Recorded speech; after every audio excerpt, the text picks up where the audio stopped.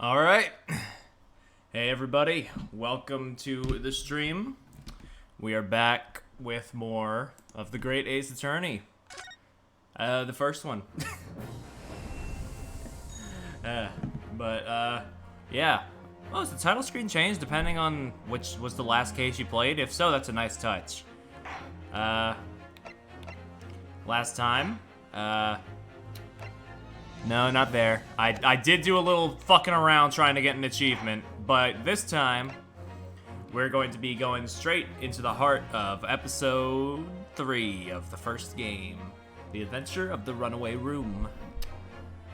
I have been really enjoying this game. Just gonna come right out and say that. I mean, if you've heard how I've been doing so far, you know.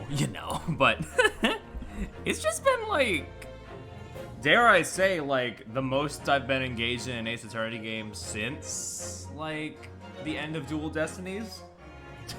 Which, I mean, I know in the context of, like, the games, that's not too long, but in terms of how long it's been streaming, like, oh.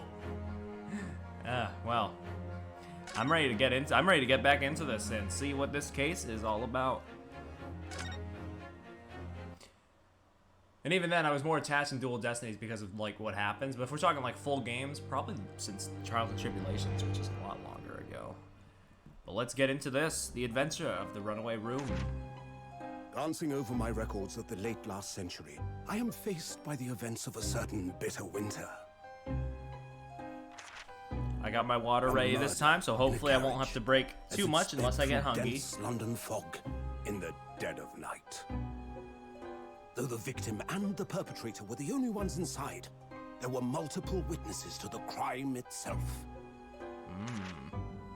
However, none could have imagined at the time that such a seemingly obvious case as this Also, I hope the volume is okay. would end in such It looks okay from my horrendous perspective. manner. My friend, Mr. Herlock Sholmes, once said of the incident, I believe that perhaps that case was indeed the prelude. The beginning of a long concerto that impressive Japanese student and I were to play together. Oh, hell yeah.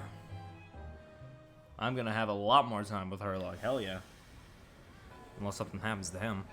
I would hope not. Amazing. Is this really just a railway Really? station? Railway station or not, I've never seen such an enormous building before. And look at all the steam locomotives. This country is incredible. Was that a... I saw a guy in a top hat, like, in the background, and a, like, sort of dark brown coat, and I thought it was Leighton, and I was about to have a stroke. But everybody's wearing top hats, so I could have easily been mistaken. I feel like I'm dreaming. Would have been a nice This is cameo. the capital of Great Britain. The music is giving me hella Leighton vibes, though. Where to? Oh, Like, more so than before. Climb aboard. I'll take you wherever you want to go. In that case, the Supreme Court in Whitehall, if you wouldn't mind. My pleasure. I suppose you're visiting students from abroad, eh? We are in Britain. Yeah. Oh yes, I forgot. In London/Britain, Professor Leighton background music plays all day, every day. Welcome to the centre of the world, Great Britain's mighty capital, London. God, I wish though.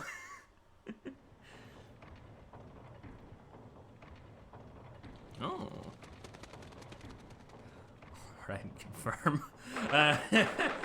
He said he wasn't gonna watch these streams because he wants to play it for himself later, but I can ask him once we're done here, or somebody else can ask him. British Supreme Court, Lord Chief Justice's office.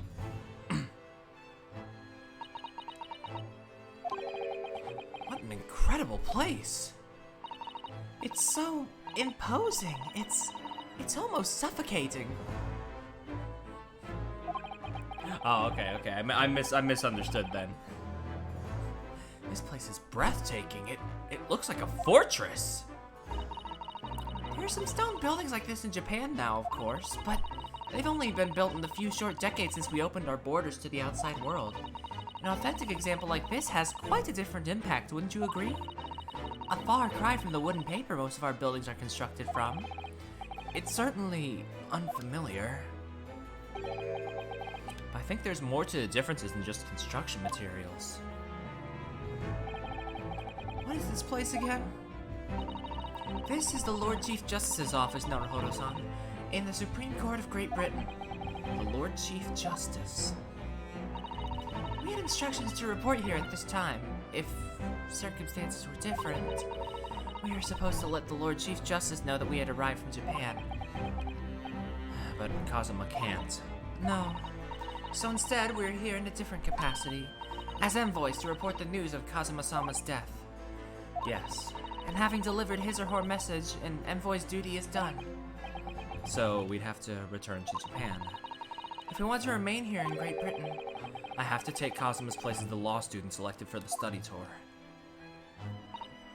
Yes, which means you need the requisite qualifications as a lawyer, which is what I've been studying for. Here in Great Britain, it is the Lord Chief Justice who appoints lawyers. So that's the second reason why we're here, to have you officially recognized as a lawyer. It's the only way we'll be able to remain here in London. I hope I'm up to scratch. Ah, good morning. Sorry for keeping you. Who? Who? Hello? Oh. I'm sorry. Barry, you can't thirst over every man that appears in this game. I trust you aren't too exhausted after your long voyage to Japan. It seems I'm 1 hour, 12 minutes, and 47 seconds late. My apologies. Oh, no. Don't mention it. We're never happier than when we're standing around with nothing much to do. How fortunate. So, introductions. I am Male Strongheart, Lord Chief Justice of the British Empire. And I feel like a little mouse under an elephant's foot. Come on, Mr. Naruhodo. Don't be a mouse. Oh, it's an honor to meet you, Lord Chief Justice Strongheart. I'm Ryunosuke Naruhodo from the Empire of Japan. Well, Mr. Naruhodo. Welcome to London, the capital of our glorious British Empire. Yes. Thank you. I'll talk. Armband. An armband I inherited from Kazuma. It identifies the wearer as a defense lawyer throughout the Empire of Japan. Okay, just wanted to check that. 52. God damn, looking fine. Wields absolute authority in judicial matters, including the appointment of lawyers. He's a thoroughly intimidating man. Yeah. He reminds me of another character from another Right game, but I am not sure what. Imagine having your office in a clock tower. Yeah, that is style. So, what are your impressions of our capital so far? How do you like London? I want to say Barnum from Leighton vs. Wright, but like older. Let me look at Barnum's face again. Let me see if the resemblance is uncanny. Gant? Okay, Gant might also be it. Yeah, no, I think it's more Gant. Yeah, I don't remember much of Rise from the Ashes, unfortunately. But I do remember that man's face. Couldn't forget it. Oh, hell, I've been so nervous ever since I got here that I can't remember a single thing about the city. It's simply splendid, isn't it, Mr. Naruhodo? Oh? We had a wonderful view of some of London's streets from the carriage on the way here from the station. Everything is so impressive and grand. I must say I'm almost lost for words. I'm glad to hear you like it. The city boasts tramways, piped water, and gas, even cables supplying electricity. We spearhead every revolutionary new technology in the world. Every visitor to London is astounded. Oh, yes, astounded is the word. Thanks for saving me there, Sasato-san. Everyone seems so jolly and full of vigor.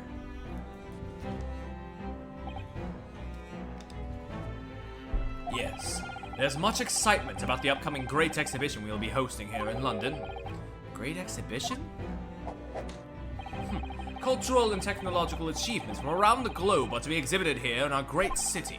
It will be the greatest spectacle of its kind in history, and will make Paris's World Fair look like a toy shop. Gosh, I can hardly imagine how magnificent it's going to be. Great Britain's capital city is nothing but magnificent. London is the center of the modern world. Even if you do say so yourself. The sun will never set on our great empire. Perhaps it is fate that in these progressive times, we welcome visitors from the land of the rising sun.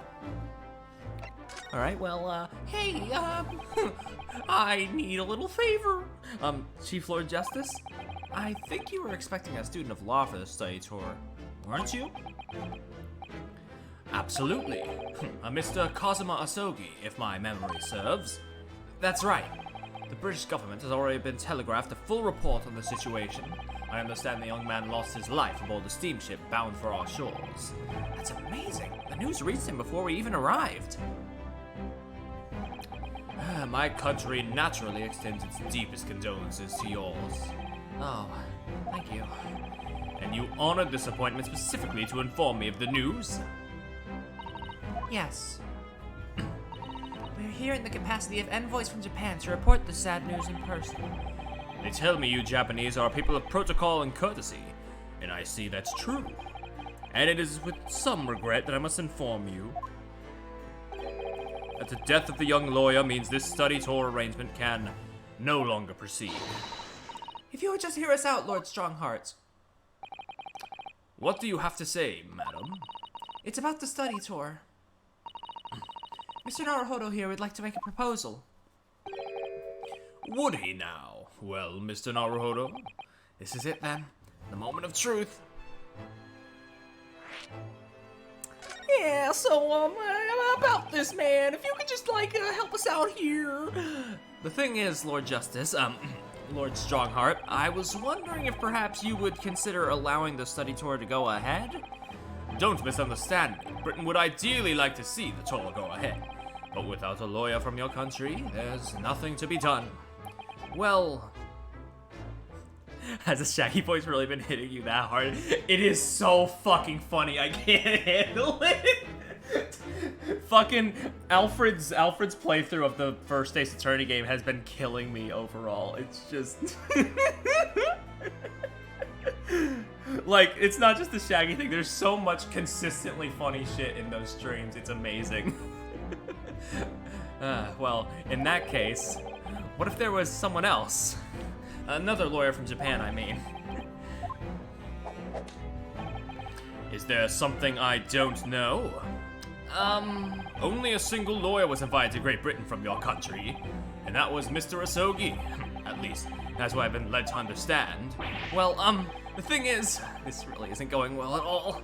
I just can't seem to find the right words to say to this man. Mr. Naruhodo, I could ruin things here if I'm not careful. What am I going to say? If there's someone else here from Japan who could be described as a lawyer, it's... Actually, there's no one! It's Miss Asato. It's me. It's me. I can do it! Is that so? I mean, I don't actually have any qualifications as such, but...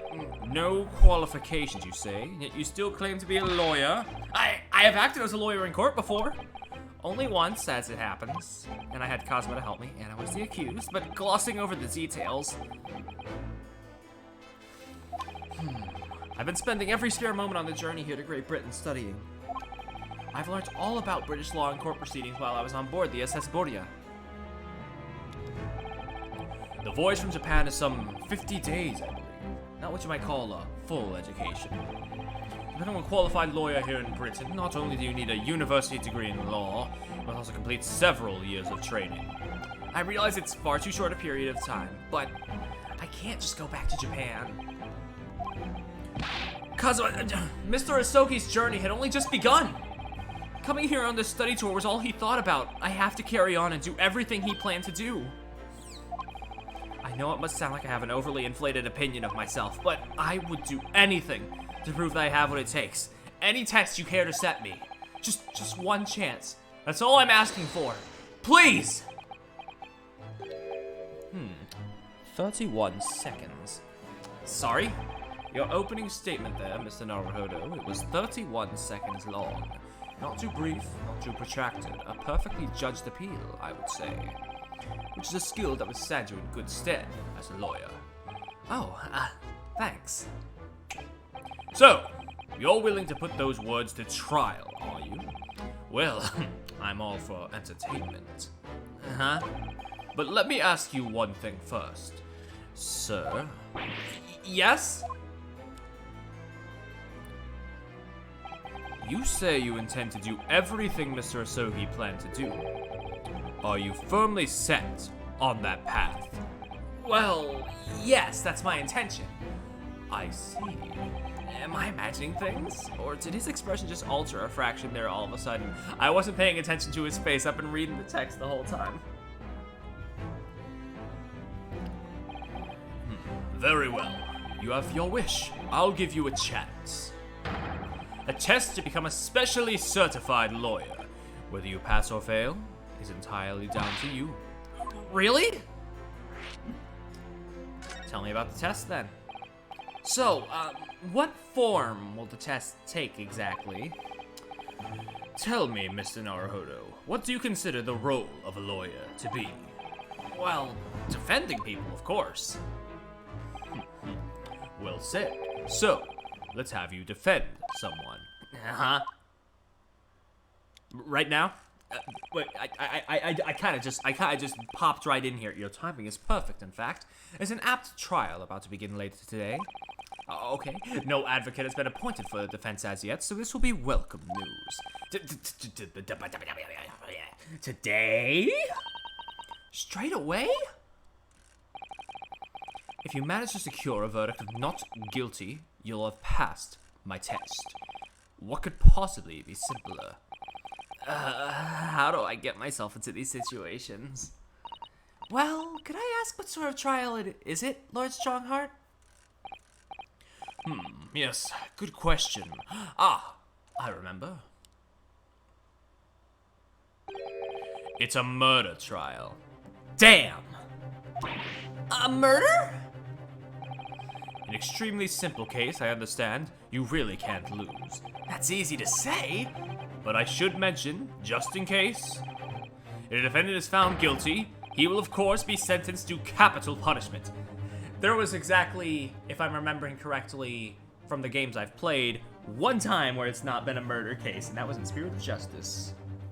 I think. I might be misremembering. Capital punishment? He'll be put to death? Wait, actually, there was one in Trials and Tribulations too, wasn't there? Or am I misremembering? God. I can't keep track of every little thing. It's too much. It didn't start as a murder case. Okay, so we had half of a non-murder case then. Okay. He'll be put to death? Here in Great Britain, murderers are sent to the gallows without exception. Presumably, you read that much in your short sea-based introduction to British law. We can't possibly agree to such a test. We would be toying with a man's life. I am the Lord Chief Justice, and I decide that it's acceptable. But you can't do that. Can you? There's no need to overcomplicate this. All you have to do is ensure that you don't lose. So the defendant may live or die depending on how well I perform in court? If I lose, he'll be hanged. Ugh. Also, I just noticed nice sort of zigzag Charlie Brown-ass stripes on the end of your sleeves. Wrong time to point that out, but damn. Mr. Naruhodo, you have come to me claiming to be a lawyer. If you want me to take you seriously, you need to prove you're willing to do a lawyer's job. And you say you intend to see through the will of your compatriots, Mr. Asogi? But he does, though, yeah. I'd like to understand just how far you're willing to go in order to make that happen. He's testing my resolve. What's the matter? You've fallen silent. I'm sorry, but time is pressing. The trial begins shortly. I need an answer from you now. What's it to be? What do I say? Do I agree to this absurd test? Yeah, sure, I'll do it. All right then, if I have to give you a decision now, my answer is I can't do it. I can't get the words out. 15 seconds. Your decision making needs work if you want to be a lawyer. That was too slow.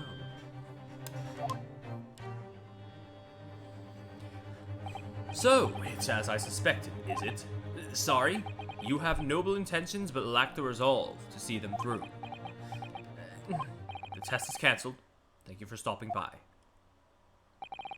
Go and acquire your ticket for passage back to the east tomorrow. This conversation is over. Damn it. Yes, Lord Strongheart. Thank you for offering me a chance. Mr. Naruhodo? I'm sorry, Mr. Sato, but what could I do? It's alright, I understand. You do? It's not an easy decision to choose whether to defend a man in these circumstances, but resolve has absolutely nothing to do with it. What are you trying to say, madam? I think what Mr. Sato means is that no matter how badly I'd like to be recognized as a lawyer and stay here in Great Britain, to risk another man's life by treating his one and only chance at a trial so trivially would be utterly unforgivable. And I feel exactly the same way. I'm sure a defendant won't see this trial as a test, as some kind of experiment. A lawyer may fight for his clients in court day after day, but for each one of those clients, the particular day they stand in the dock may be the only chance they have to fight to prove their innocence. No, I was wrong. I'm not qualified to do that job yet. I'm sorry for wasting your precious time, Lord Chief Justice. Wait, Mr. Naruhodo. Oh, was there something else? It's approximately 20 minutes by carriage to the Old Bailey from here. If you leave immediately, you should still be there in time. But I just said that. I was quite serious in what I told you. The defendant in this case has literally no one to advocate for him. What? At this point, he can't hope to find someone to represent him. The trial will begin without a defense. If that happens, there's only one possible outcome. He will receive the most severe sentence the judge can pass down. But that's awful! But that is the truth. Why does it have to be like this? Please don't expect an answer to every question. The cold, hard truth of the matter, if there's only one person now with a chance to save this man from a very miserable end. And that is you. I'm really his only hope? So, what do you say now, madam? Me? What do you mean, Lord Strongheart? You said it wasn't an easy decision to choose whether to defend a man in these circumstances, and I agree.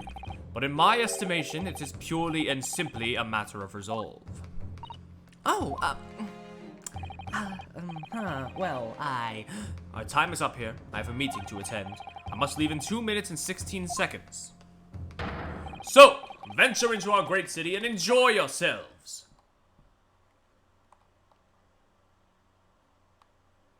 He's gone. The Old Bailey. If we're going to do this, Mr. Naruhodo, we must leave at once. Damn, you right.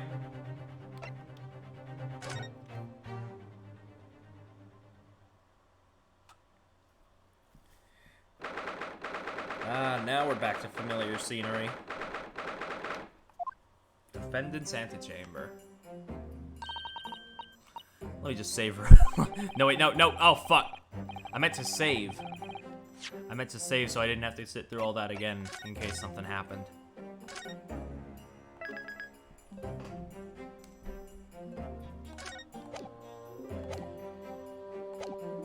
Anyway.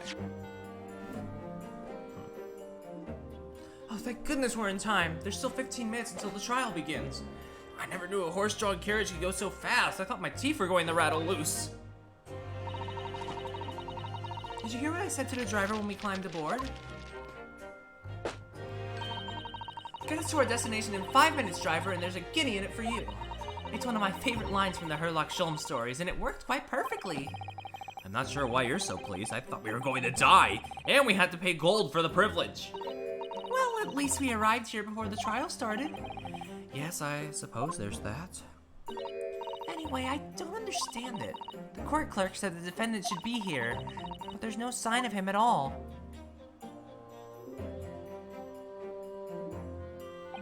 So this is the Old Bailey. Even this room for defendants to wait in is grand.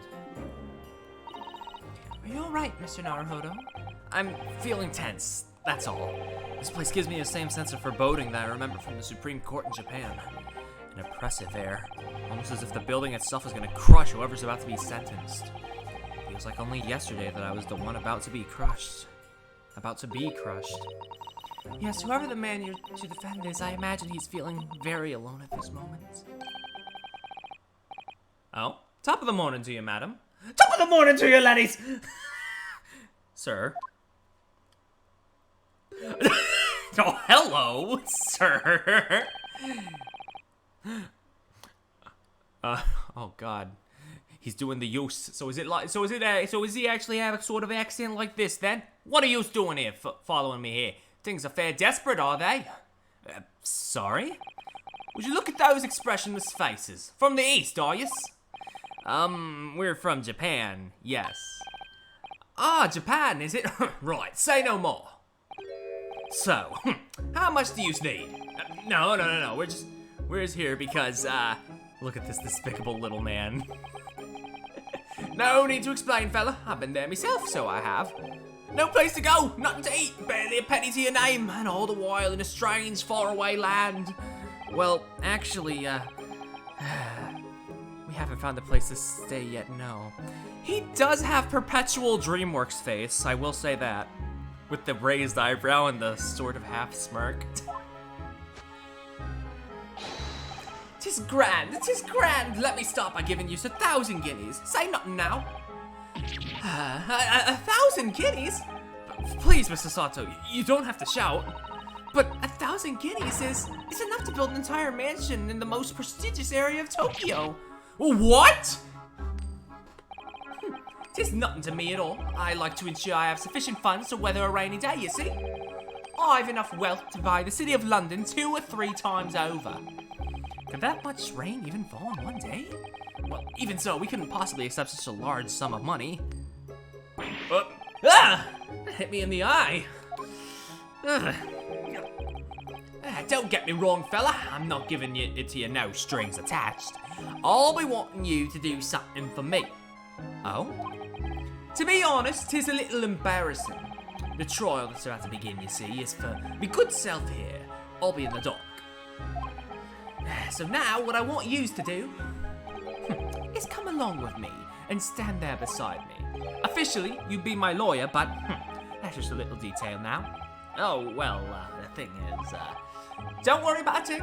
All you have to do is stand up there next to me. Nothing more. Otherwise, you see, the trial is going to start without me having any kind of representation at all.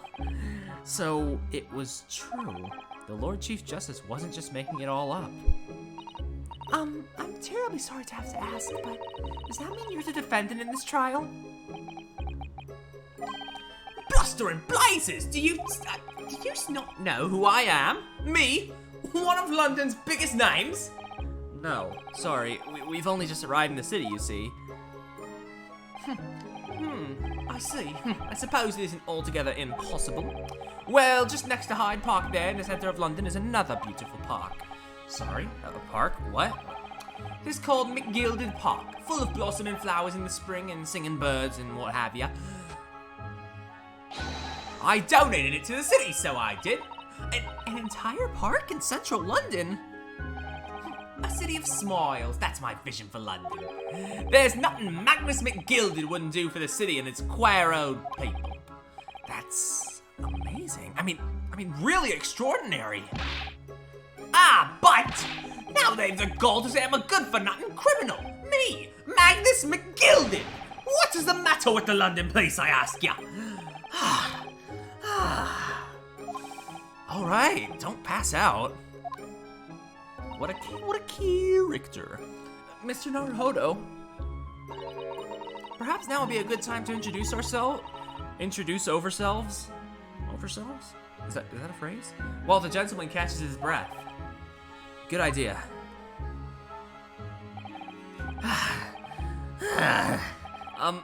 Mr. McGilded, the thing is, we're actually here in London to study British law. We're law students on a study tour from Japan, you see.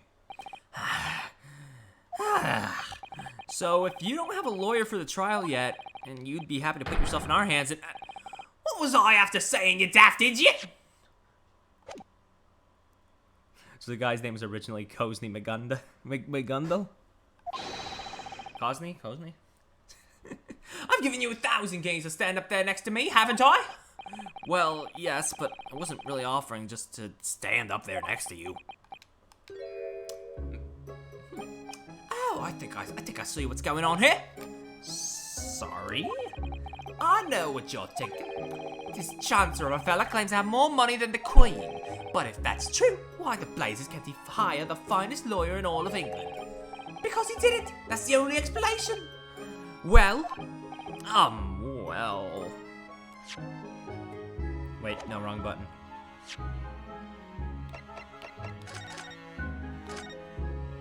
I know I don't have to say it, but I just want to do it to be. I want to just for effect. Exactly.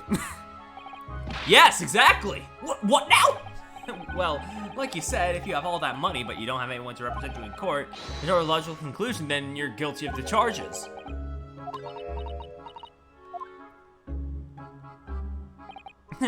Well, you can call a spade in the East, so you do. Oh, I'm sorry. I didn't mean any offense. I still can't express myself very well in English, you see. And I'm never sure what's acceptable to say and what isn't, so... Is that so? Because you sounded fluent enough when you were telling me what a blackguard I must be. I'm terribly sorry. I can't say that I blame you for thinking it, fella. It's a little strange, to be honest. Why you don't have a lawyer, I mean? That would be the fault of the Reaper. Sorry? Did he just say Reaper? Aye, the Grim Reaper of the Bailey, Lord Barak von Zeeks. He's the prosecutor. I've heard some things through the grapevine. And by grapevine, I mean the chat. The prosecutor is the Grim Reaper? When Von Zeek stands for the prosecution, they call the accused his sacrificial lambs. And to this day, in every single trial in which he's been the prosecutor, the accused has been damned. What? If I had $1. So it's reached a desperate situation where there's no one willing to stand in the defense against the fella at all. You could say he's a living legend of the Old Bailey. Goodness, Lord Barak von Zeeks. Van Zeeks. He must be an exceptionally talented prosecutor then. Talented isn't the word you're looking for, madame. It's cursed. Cursed? What, you mean like your perpetual DreamWorks face? What on earth? Where the defendant is summoned and his counsel. Please make your way into the courtroom. The trial's about to begin. His counsel? That would be me. Oh, 'tis time. Well then, fella, don't let me down. I think the most notable difference between this and the fan translation is the fan translation didn't do much with Pagundel's dialect. But I don't know anything about the case. You haven't told me what happened. Until you showed your face here, I'd made up my mind, so I had. Sorry? I decided I'd have to defend myself in there. How would that have worked? But then you made an appearance, a student of law, wouldn't you know? 'Tis no accident, I can assure you of that. 'Tis fate. So don't get cold feet now, please.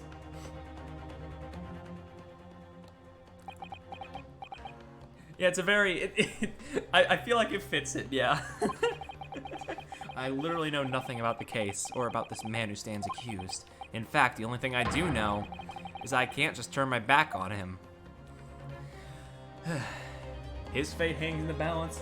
My fate as a lawyer hangs in the balance. Everything's in the balance. Maybe hangs in the balance wasn't the right word. Mr. Naruhodo!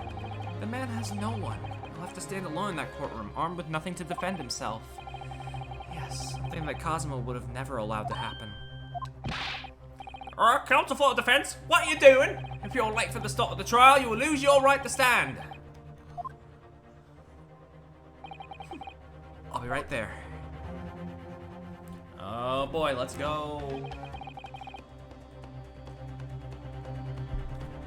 It's happening then. My first trial in a British court. I hope you're watching over me, Cosmo, because I have no idea how I'm going to manage this. The same way we did the first time. Just do our best.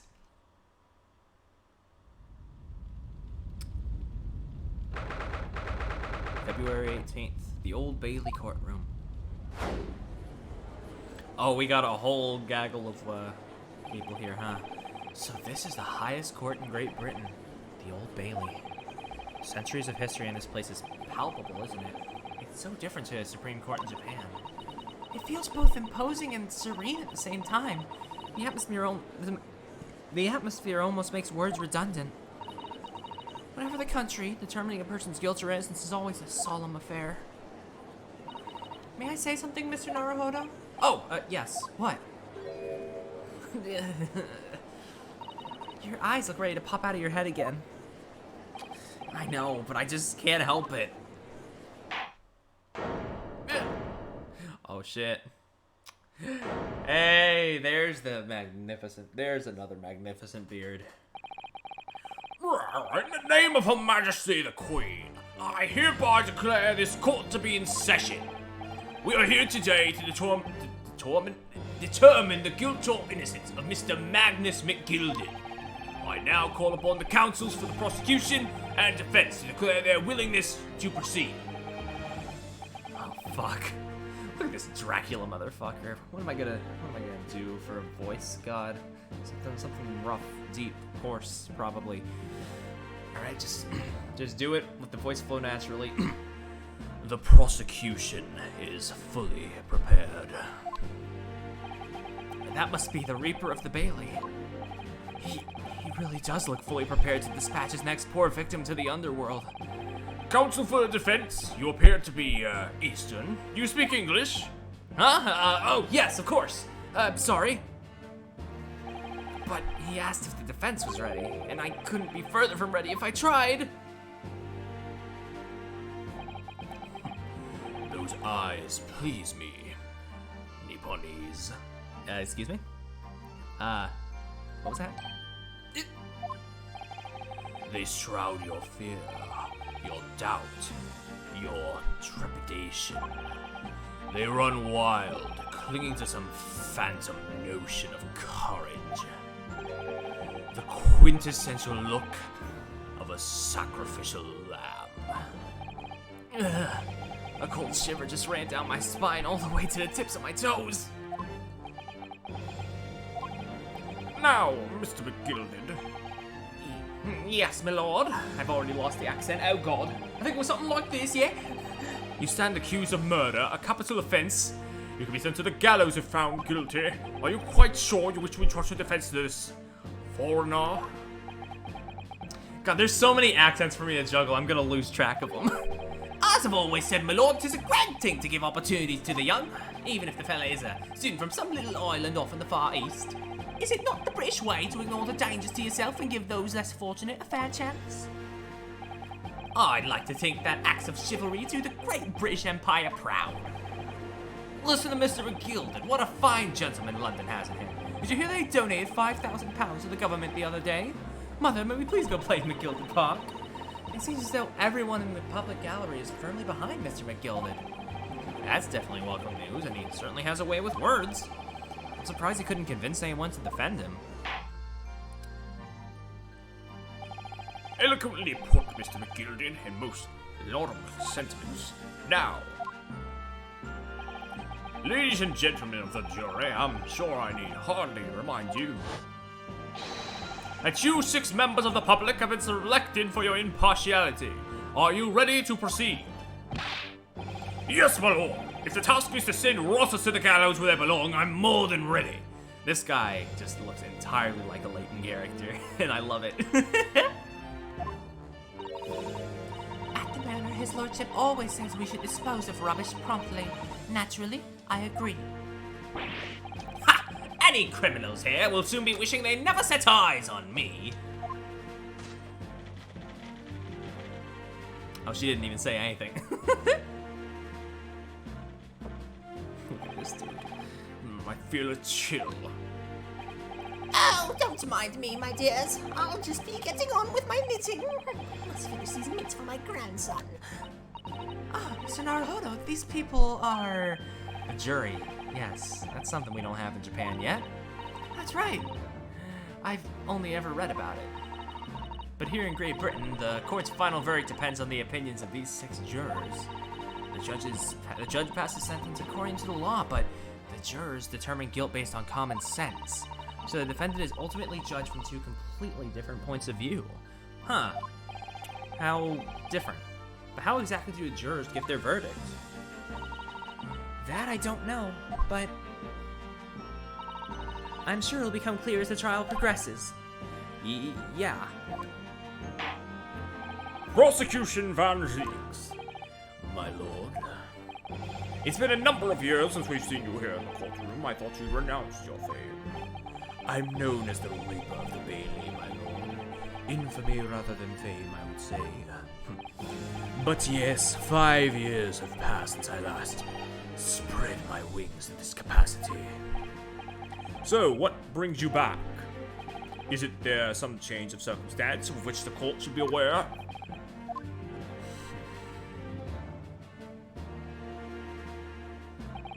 I leave that to your imagination, my lord. So the Reaper has been out of action for 5 years. Why did he have to choose today of all days to make a comeback?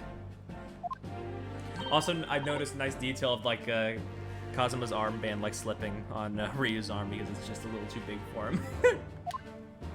Actually a fucking vampire. Hello, yeah. And I made jokes about Manfred back in the day. God. As you wish, sir. The court nevertheless welcomes your return.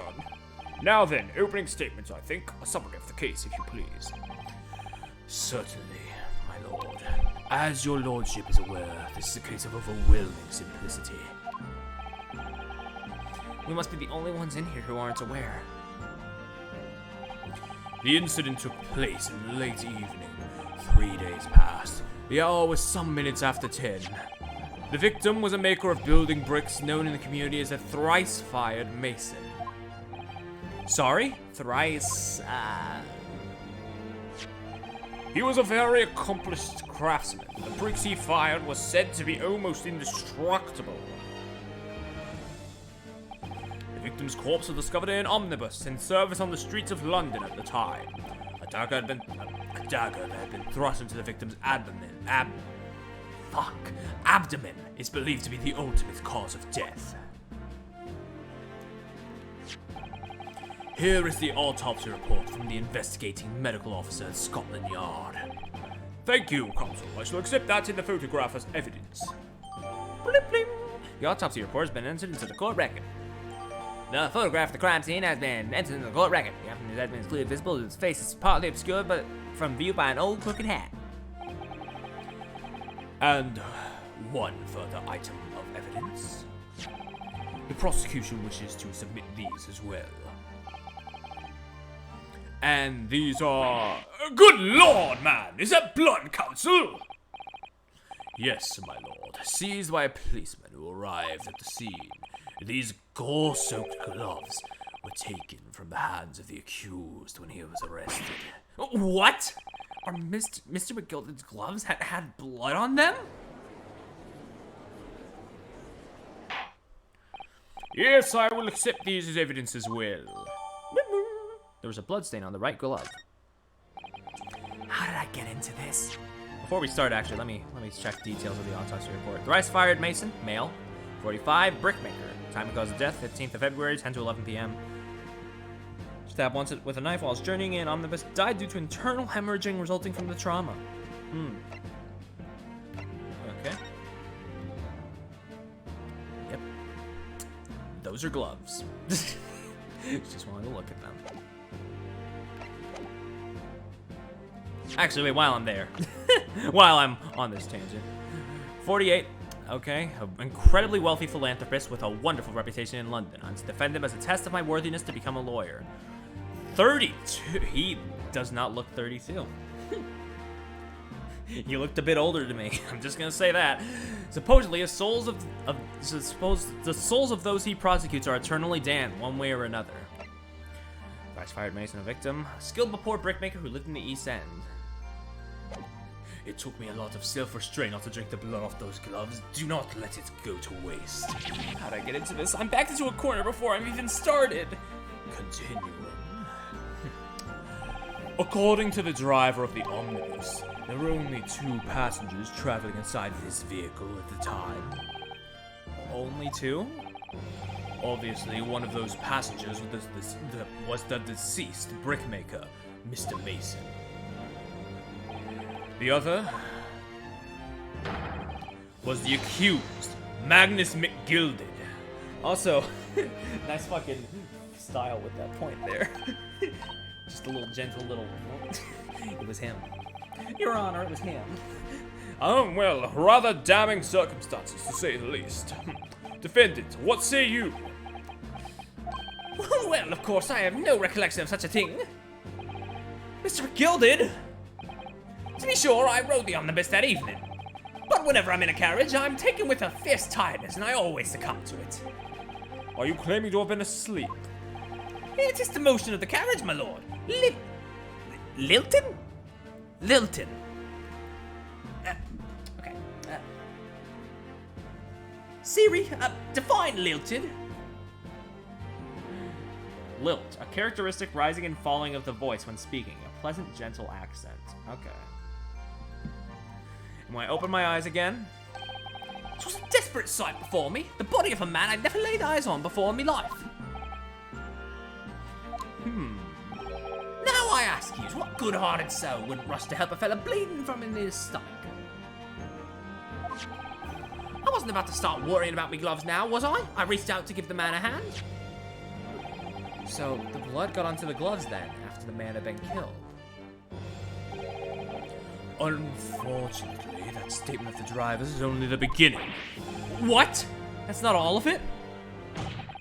There were multiple witnesses to the precise moment in which the brickmaker was fatally stabbed.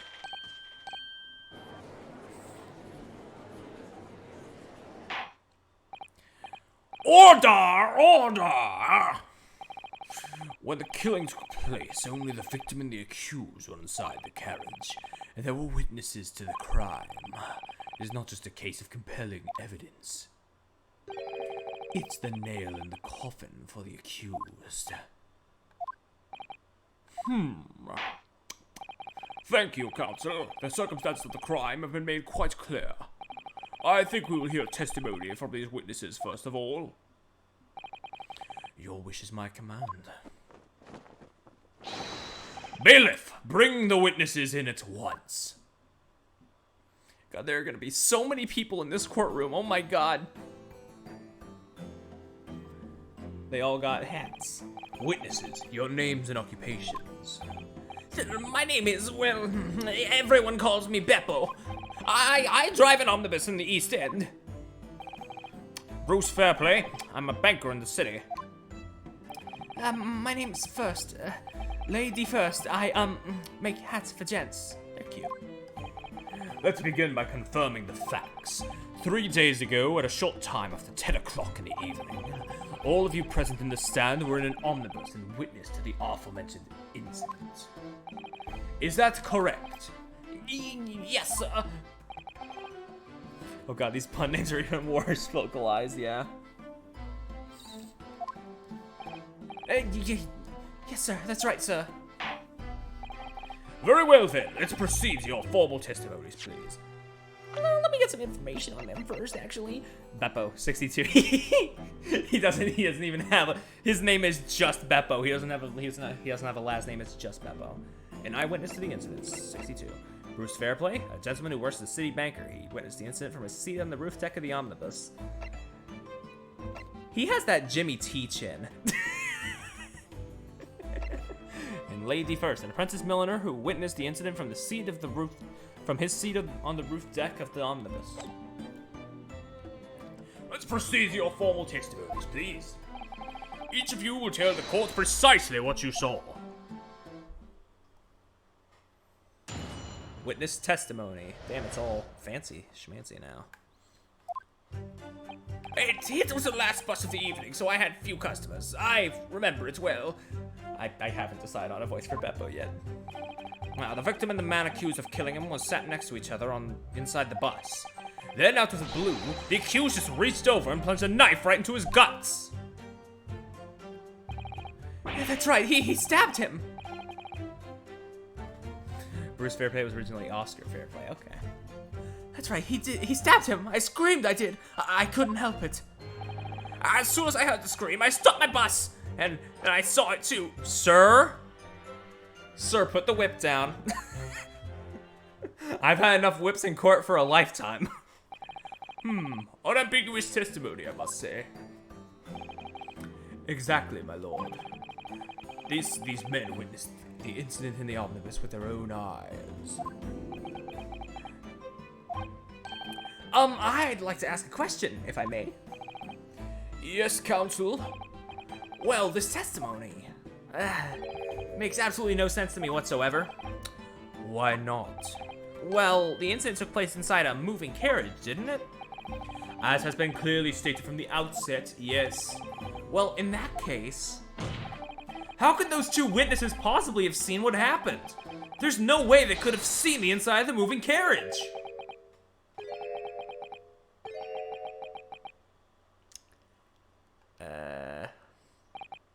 How quaint. I'd read that civilization in the Eastern Island nations was a good century behind our own.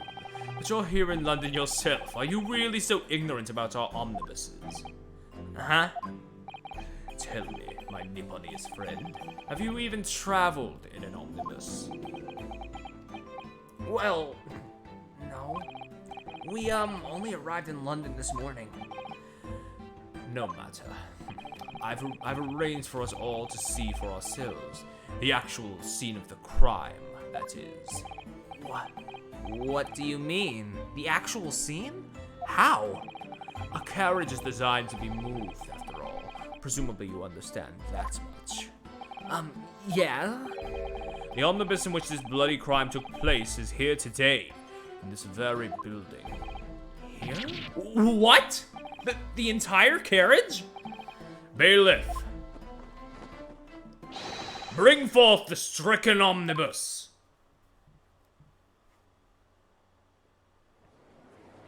Damn, they really did just bring the whole ass thing in here, huh?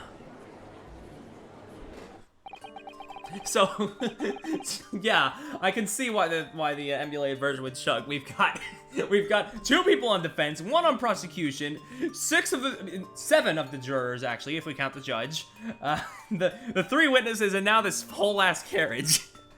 So that's an omnibus, the omnibus. I can't believe they could bring something so enormous in here. Great Britain's courtrooms are amazing. As you can see, the omnibus is pulled by 2 horses and can carry up to 8 passengers. 4 passengers seated inside the enclosed cabin and another 4 on the rooftop deck above. Every Londoner knows that the best views of the city's architecture and sights are to be had from the top of an omnibus. And I should point out to our foreign guests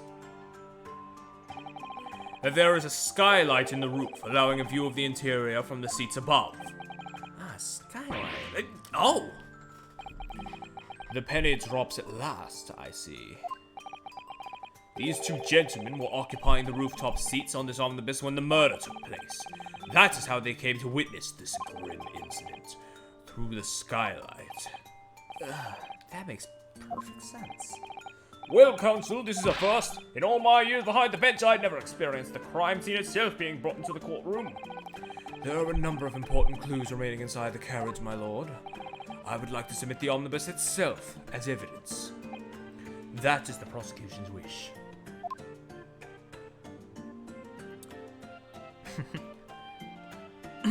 Yes, very well. I see no reason why not. This omnibus is hereby formally accepted as evidence.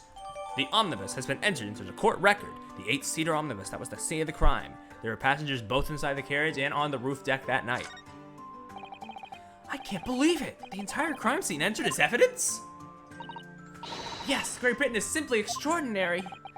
I could help myself a lot by giving that omnibus a thorough examination, seeing as it's here.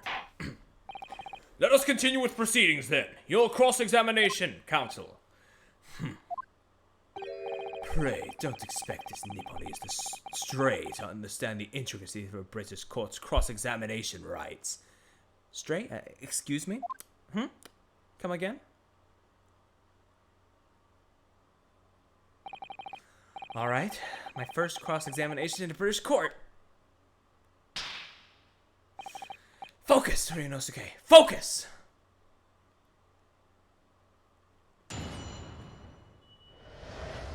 What the witnesses saw.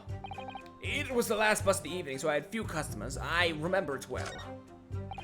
The victim and the man accused of killing him was sat next to each other inside the bus. Hold it! I always start by pressing a lot.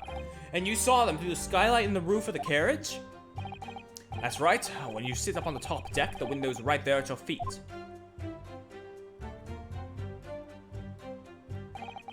There was a lamp on inside, so I had a pretty good view.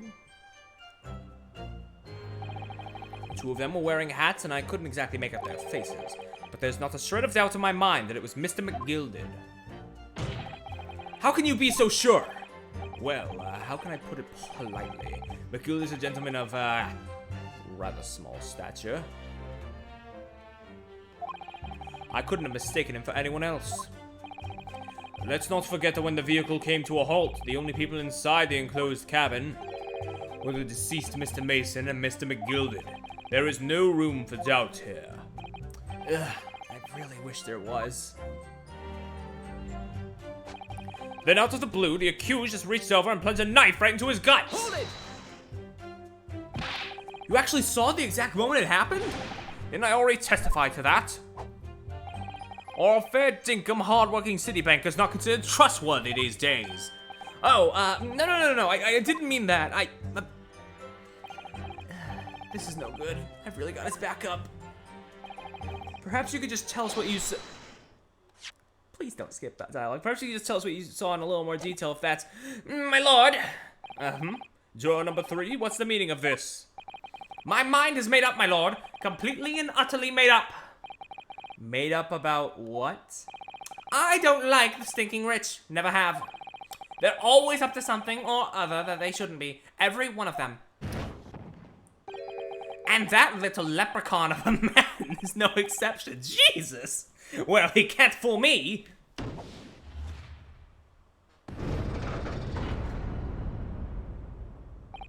There's no point wasting time listening to any more of this. That's my opinion on the matter anyway. That is precisely what I was about to say. I think I fucked up somewhere. As a foreman of the jury, it's my duty to set a good example to my fellow jurors.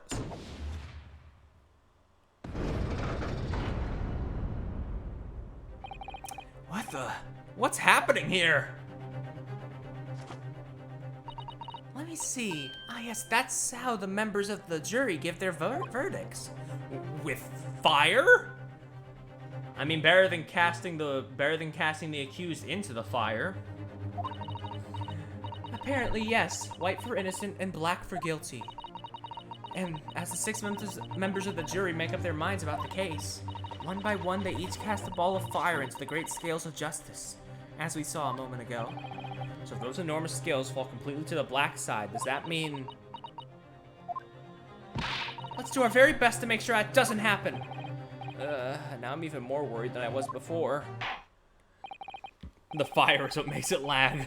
Damn. I mean, understandable? Very well, the court acknowledges the change in the jury's stance. Counsel for the defense, please continue with your cross-examination. This is a nightmare. That's right, he stabbed him. I screamed I did. I couldn't help it. Hold it! He stabbed him, you say, and you were sitting up on the roof deck, were you? Yes, that's right, sir. I was up on the roof seats. I remember seeing the little gent sitting next to the fellow that was stabbed. I had been thinking about this new hat design, you see, so I was just gazing absent-mindedly around. But then I happened to look down through the skylight. It was sticking right out from his belly, that huge great knife. A grim sight indeed. Ah, that didn't help me at all. The jury look like they're even more convinced my client did than they were before. It appears to have made everyone more dubious that Mr. McGill is telling the truth. If only we had some evidence to counter their suspicions. Mr. Thirst! Oh, yes, sir? Is this the knife you saw? Oh, good grief, yes, that's it. The very one, sir. Is that? Yes, counsel. This is a blade that was driven into the victim's belly like a stake through the heart. He's even making vampire allegories. That is a blade of considerable size, counsel. It is, and furthermore, the scabbard is emblazoned prominently with a certain initial. The letter M, which seems oddly familiar. Oh, I hate to say it, but I think, oh no, I think that's pretty damning. Unless... please, no. M for Magnus, perhaps, or McGilded, possibly. Take your pick. It seems this particular big name in London made a magnificent mistake. Objection! But there are M's everywhere. Yes, like in Mason. Objection! Oh damn, his voice is a lot less gravelly than I anticipated, huh? This blade is far too extravagant for a poor brickmaker to have owned. No, this weapon of murder almost certainly belongs to the accused. Not conclusive, but certainly compelling, counsel. The murder weapon has been entered into the court record, the largest knife that was found lodged into the victim's abdomen. Its quality and fancy ornamentation suggest it must be quite valuable. It is a lot less deep than I expected. Yeah, I'm still gonna go with my gravelly voice. It just fits. My lord, if you'll forgive the interruption. Ah, juror number 2, go on. Mr. McGilded is a pillar of society and a gentleman, and a gentleman's words should be sacrosanct. Sacrosanct. However, those of us in the service know we must accept hard truths. Wait, what are you about to do? Dispose of the rubbish. Fuck. No! I don't wish to cause offense, but I do like to eradicate all traces of filth and grime. Not you too. I have painstakingly typed every word uttered here today and cross-referenced all the facts. As such, I am now in a position to draw the only logical conclusion. Fuck.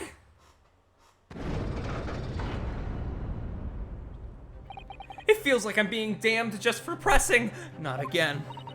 That's 4 of 6 members who have proposed a guilty verdict. There are only 2 left. We've had it. Every time I press these witnesses for more information, I just make the situation worse. Nevertheless, what we need more than anything at the moment is more information. We're still very much in the dark. I suppose I'll just have to keep pressing the witnesses, knowing that more sparks may well fly. We mustn't give up hope that we'll uncover something that'll give us a way to fight back. But... Alright, I'll keep trying. I can't give up. I just need to keep calm and listen to the witnesses' statements again. As soon as I heard the scream, I stopped my bus, and then I saw it too. Who need to press that? Hold it! Any information, I guess. What exactly did you see? Oh, well, sir, that would be the passenger, sir. Yes, he collapsed on the floor, he was. And by the passenger, obviously, you were referring to the victim, Mr. Mason, the brickmaker. And then the other passenger that had that knife in his hand, like this. By the other passenger, obviously, you were referring to the accused, Mr. Magnus McGilded. And then he plunged it down like this, just stabbing the other passengers in the belly. What?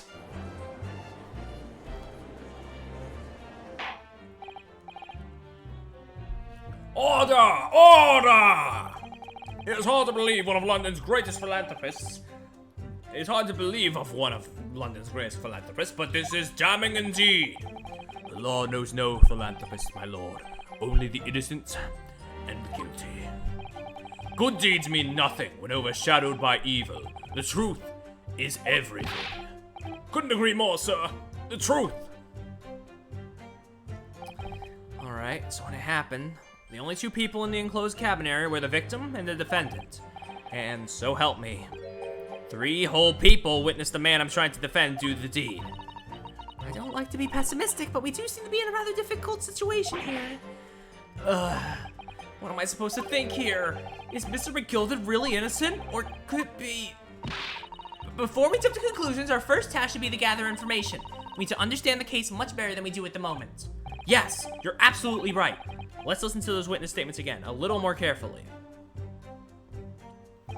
It was the last bus in the evening, so I had few customers. I remember it well. The victim and the man accused of killing him were sat next to each other inside the bus. Okay.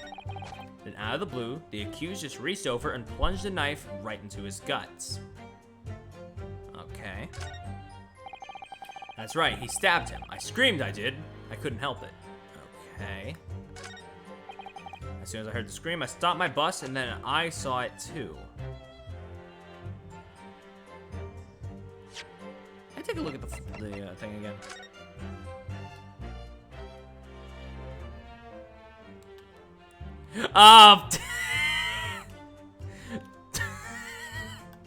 The Phoenix Wright Omnibus, huh?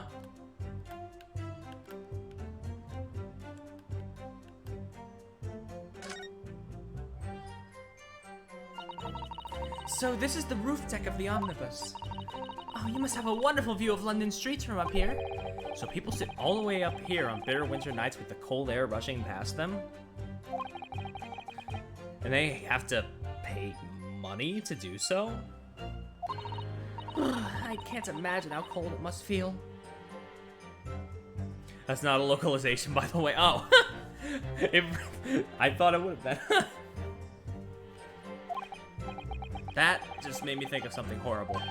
Can you imagine being dragged around the city in the freezing cold as a punishment? Perhaps that is the real price you pay to stay out late.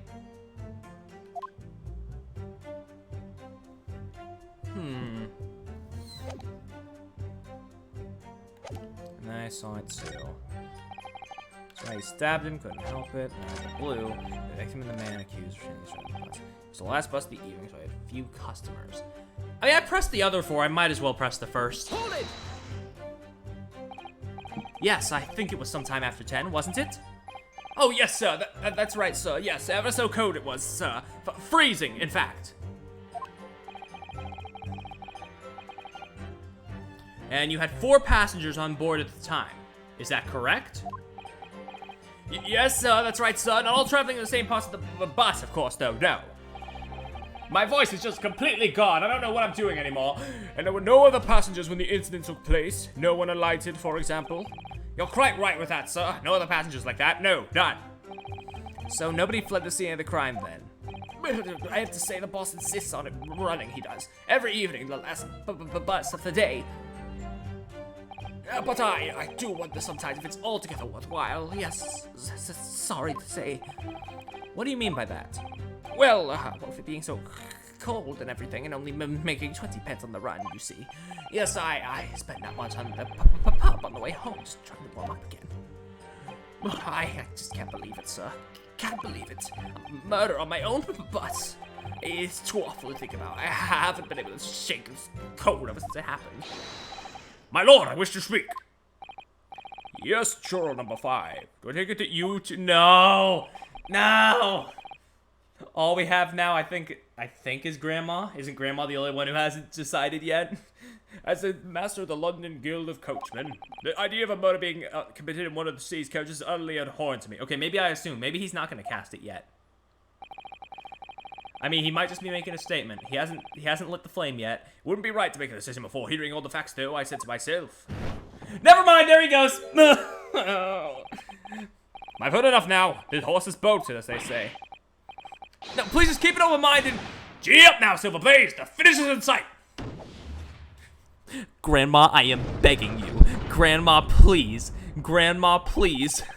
That boy's a long-standing member of the guild, and I trust what the man says. Oh, thank you, sir. You're just too kind, sir. This is too unkind, sir. Which now means that 5 jurors agree to condemn this man.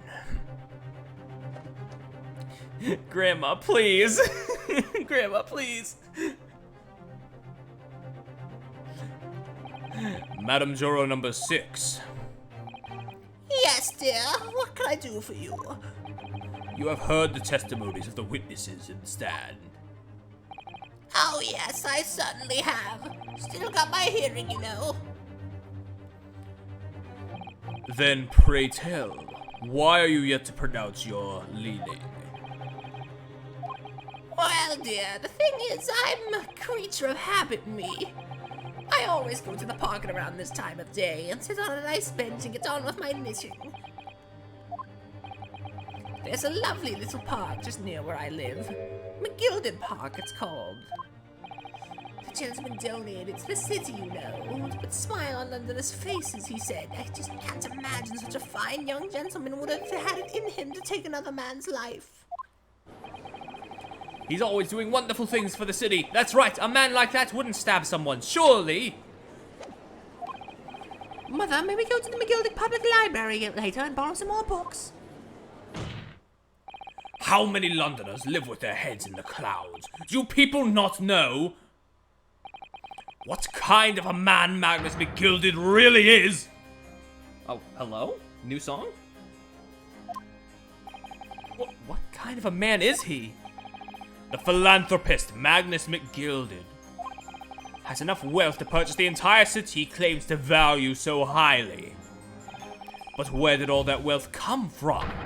Your client is a Shylock, sir, and with the very darkest of souls. What? Stone the crows! McGilded lends money at extortionate rates of interest so his victims have no hope of repaying him. When they default, he takes possession of everything they own. He is a vulture that preys on the weak. I've never heard any mention of that before. Uh-oh. Your falcons have deserted you, I'm sure, madam. So has this thought not crossed your mind? Would a man wealthy enough to buy London in its entirety not have a carriage of his own? What possible reason could this man have had to make use of a public omnibus service? You're not saying that the victim, a poor brickmaker, had next to nothing to his name, save considerable financial liability. It will come as no surprise that his creditor was the accused, Magnus McGilded. But let it also be known that the very day Mr. Mason was killed, the final repayment date for his debts was the final repayment date for his debts. Good gracious! The brickmaker was destitute. He lost his house and not a shilling with which to repay his debts. In the end, this pitiful soul had the very last thing he owned taken from him. His life. By the merciless philanthropist pretender, Magnus McGilded! I don't believe it! If I might add something briefly, Mr. Sato? You claim that the victim had been lent money by Mr. McGilded, but where is the evidence to support your claim?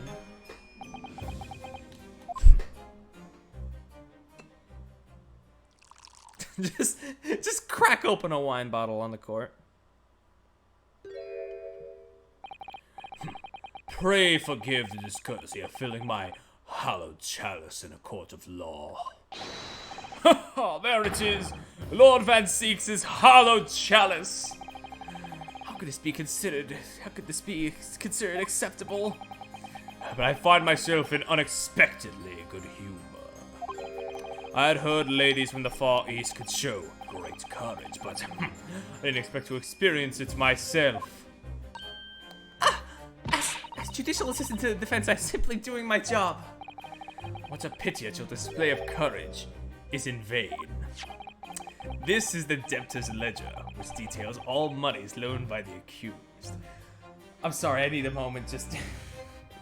my mind, I'm sorry, my mind's just been on the word chalice because of things, and I don't want it to be there, I need to clear my head, I'm sorry.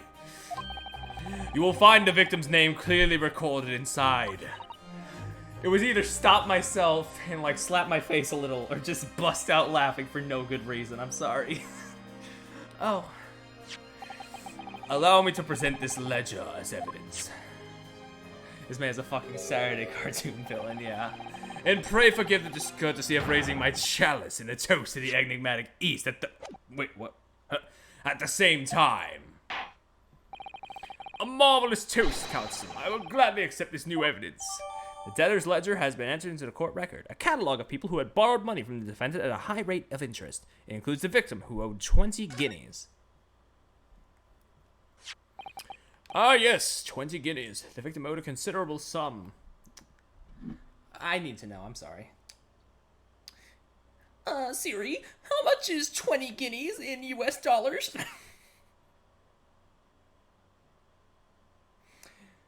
Okay, the cost of 20 guinea in the United States is... God, I also realized what you were probably thinking of with chalice, now I'm thinking about it too. Yeah! Yeah! And the accused made quite certainly an ample recompense. The thing that was getting me was I was thinking of a certain, like, meme I saw, and I was thinking of Van Zeke saying, First of all, it's not a chalice, it's a goblet. Well, it would seem I've had the wool pulled over my eyes. Regrettably, madam, that is the modus operandi of the accused. Anyway, let me check that debtor's ledger real quick. Let me see what's in there. This portfolio must contain all sorts of secrets of London's gentry. Oh dear, do you really think we ought to look inside? Well, it's not as though we know of any of London's gentry personally, is it? Apart from our great detective friend, perhaps. Actually, I wonder. I assure you, we will not find Mr. Sholmes' name inside. Well, let's see what we find. Yeah, why not? Look in there. Is there anything on the back? No. Just wanted to check. Just wanted to check, man. Gosh, it's crammed full of gentlemen's names, isn't it? Well, I suppose they're probably not all gentlemen at all. Are they? After all, not everyone in this country is well off. Ah, goodness! What is it? Look at this. Do you see the name here? Bruce Fairplay. Should that mean something to me? It does sound strangely familiar, actually. Bruce Fairplay, the witness testifying at this very moment. Oh, yes, of course, the banker. Duh, why is his name in here? He borrowed 20 guineas, did he?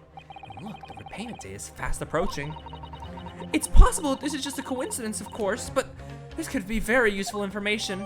Details of the debtor's ledger has been updated in the court record. Among the list of debtors is Bruce Fairplay, who would have been due to repay his loan eminently.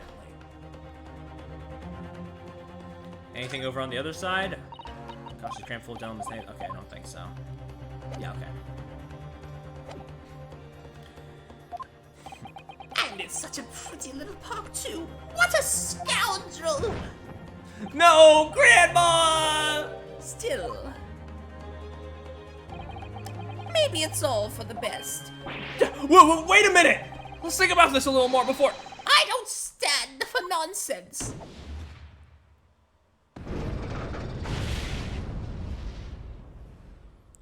Oh, Christ. That was it. The last juror's decision.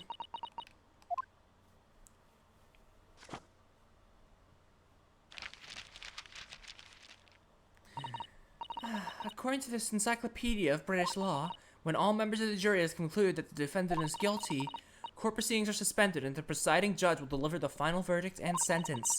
That's what it says here. The final verdict. It's over then. Oh, wait. There's a footnote, though. Oh? Hit me with it. A footnote? However, the defense... All 6 members of the jury are now in agreement in this case. All 6? Wait. But what was she saying about the defense? What the way?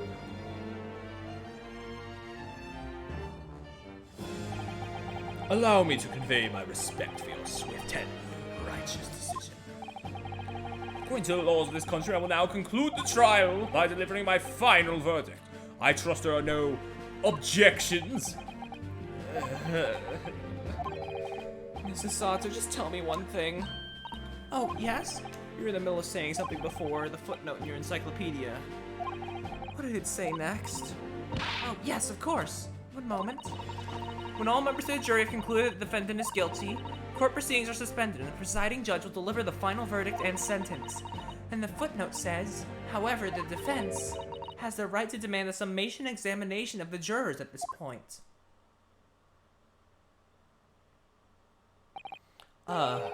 Summation examination? Objection!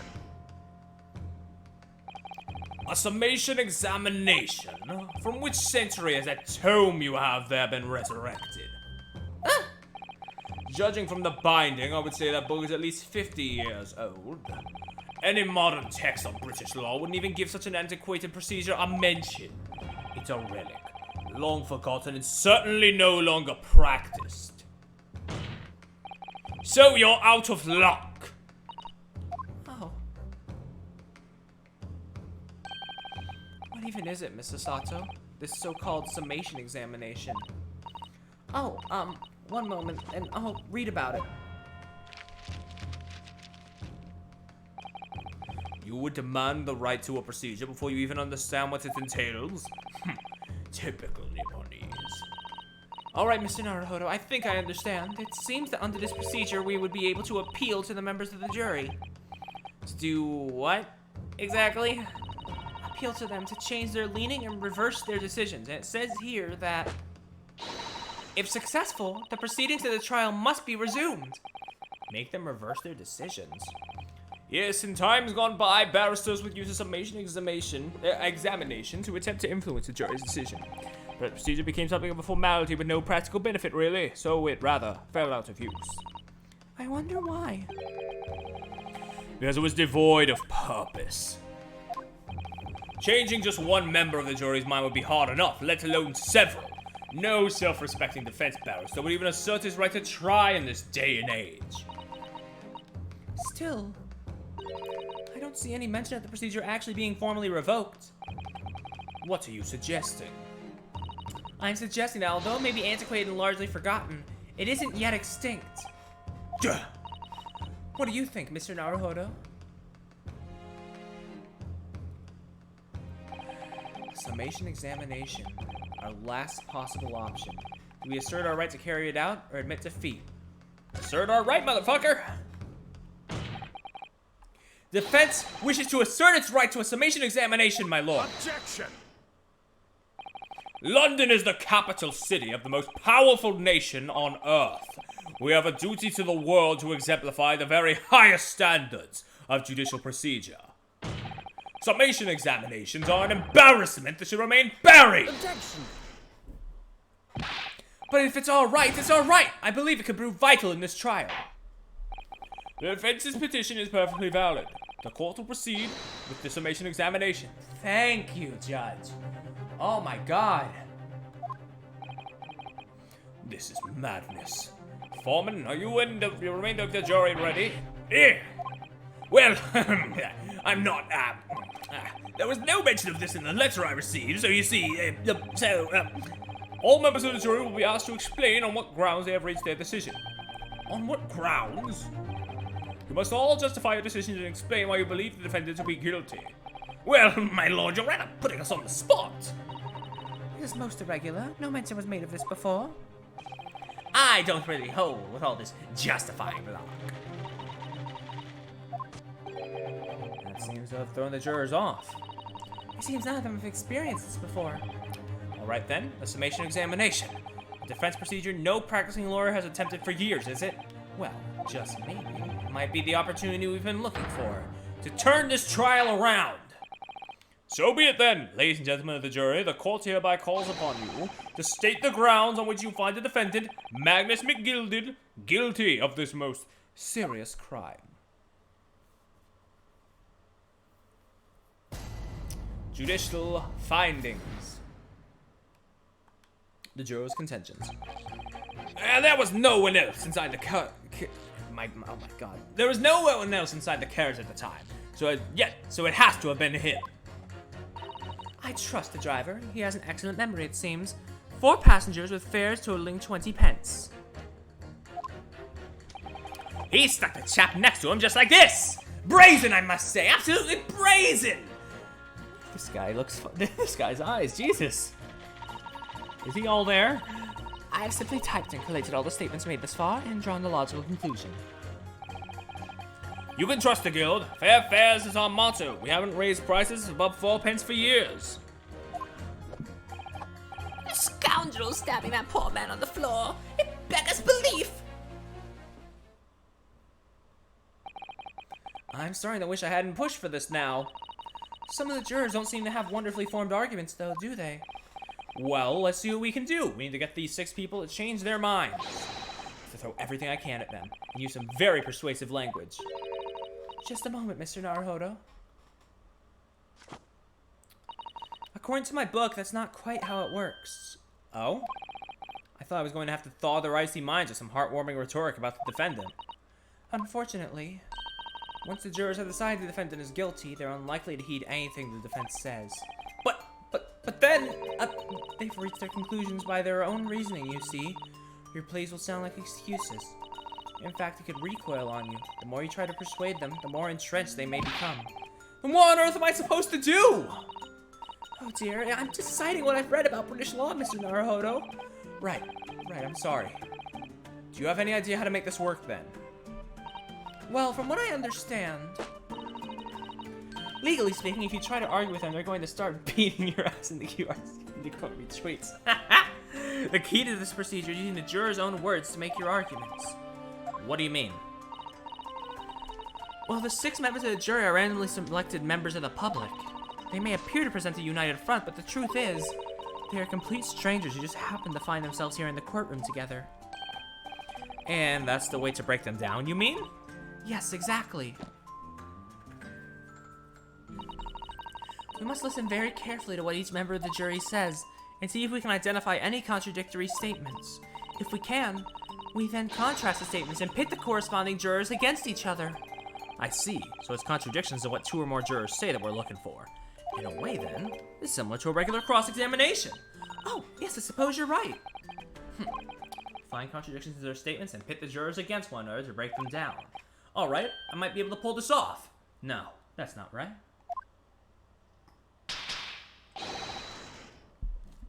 I have to pull this off. Can we start proceedings, Counsel? I would ask you to take the stand for this. I'm expecting a clear and concise rebuttal. Yes, my lord.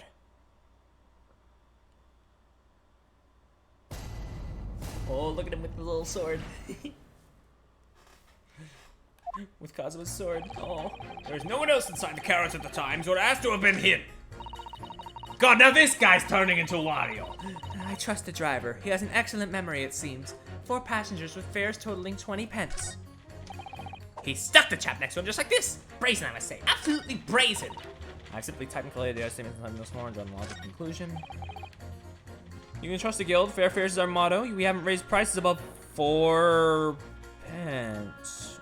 Wait, above 4 pence.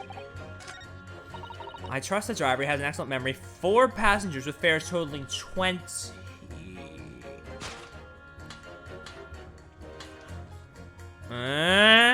Objection! Those 2 statements clearly contradict each other. They do? Explain yourself, Counsel.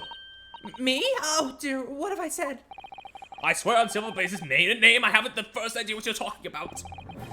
According to the group testimony we've heard so far, there were 4 passengers on the omnibus in that night in question. And according to the coachman, Mr. Beppo, he took 20 pence in fares. Quite right. I have those precise details typed neatly here in front of me. And juror number 5 also told us the following. The fare for the omnibus is always 4 pence. That it is, a very convenient single price, just the way London's carriages should be operated. Also, I just noticed not just the horseshoe on his, like, coat, but, like, his little mustache is shaped like a horseshoe, too. That's great. But that doesn't add up at all. In fact, it leaves a glaring discrepancy in the facts. Why, man? Why? 4 passengers paying 4 pence each. If you do the multiplication, It would be 16 pence. exactly. As I said, it doesn't add up. The figures are different. By 4 pence, in fact. Or precisely 1 person's fare. 1 person's fare? Yes! Damn, he's getting it now. He's not just slapping, he's going brr. In other words, on the omnibus that night, it's distinctly possible there was another passenger we've heard nothing about. Ooh, good gracious! This can't be right. The coachman of the guild are good honest men, one and all. Trustworthiness is our watchword. The figures in your coachman claim certainly do not add up. Your watchword, good sir, is a fallacy. I beg your pardon? Mr. Guildmaster, I think you ought to consider that if this trial were to end now, the news will surely spread all over London. The news that one of your coachmen tried to hide the fact that he let nefarious characters ride his omnibus. Alright then, how do I make it so this miserable trial doesn't end, Also, damn, drinking in court? Fuck, man. Not cool. You gotta take this seriously. I mean, I know Zeke's is drinking too, but at least he has like his chalice. You just have the tiny little thing, the little flask. Well, according to my book here, you simply launch a ball of fire onto the innocent side on the set of scales. Now hold your horses there, coachman. We're all in agreement. Why do you have to go and... Wait till I get my hands on you, Beppo. Yeah, we're turning things around. It's happening, man. This is all very irritating. Begging your pardon, sir. I'm going to do the same. Yeah, get him.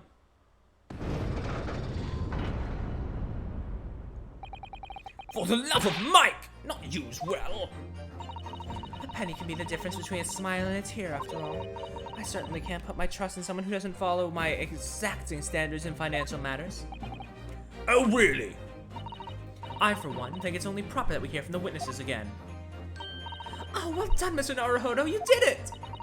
If we can manage to change 2 more jurors' minds, we can force the trial to continue. 2 more. actually. There is something else that's bothering me about a couple of their assertions. Then that's where you must strike next. So I need to pit 2 more jurors against each other and show there's another contradiction in their assertions. Exactly! You can do it! Well, the scales of justice have shifted, but they still weigh heavy on this side of guilt. Counsel, you have the floor again. Continue with your summation examination. Okay, let's start from scratch.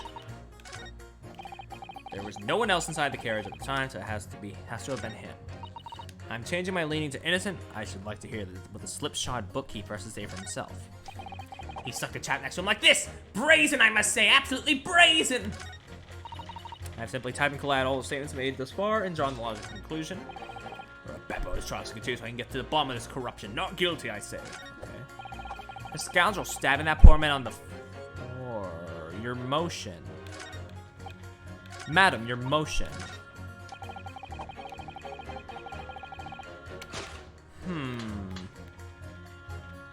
Objection!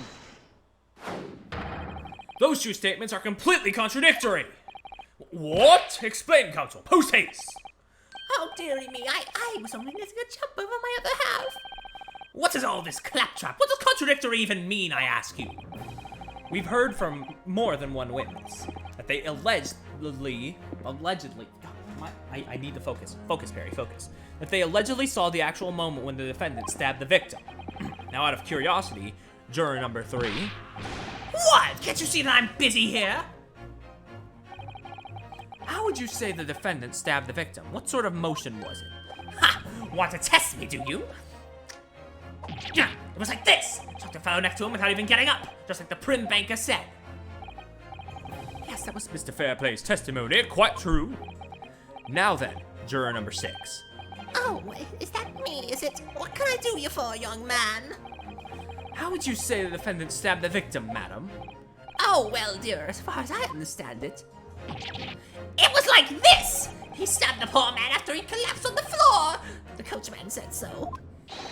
Now don't move! Take a look at those 2 jurors. Take a closer look at that snout. He stuck the fellow next to him without even getting up. And he stabbed the poor man after he'd collapsed on the floor. Well, I never. They're stabbing in totally different directions. What? Bless my stitches, what a muddle! What this tells us is that there's a strong possibility of one of the witnesses isn't telling the truth. Oh, but why? Why the dickens would they lie? I don't know that yet. What I do know is that if the trial ends at this point, we may never find out. We may never know the real truth. Ladies and gentlemen of the jury, can you really let that happen in all good conscience? Lies, you say? Oh, dearie me. I can't abide people telling lies! What's happening? Well, if you actually bothered to see the other trials. Scales. I don't believe it.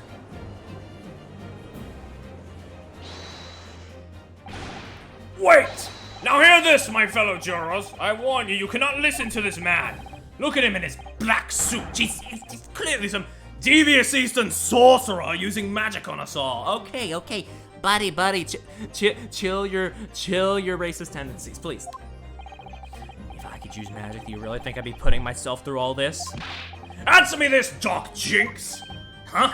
Me? What exactly is the problem? What of it if 2 witnesses have slightly different recollections of events? Huh?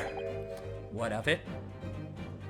Yeah, we're just trying, just proving guilt, proving innocence, as we do.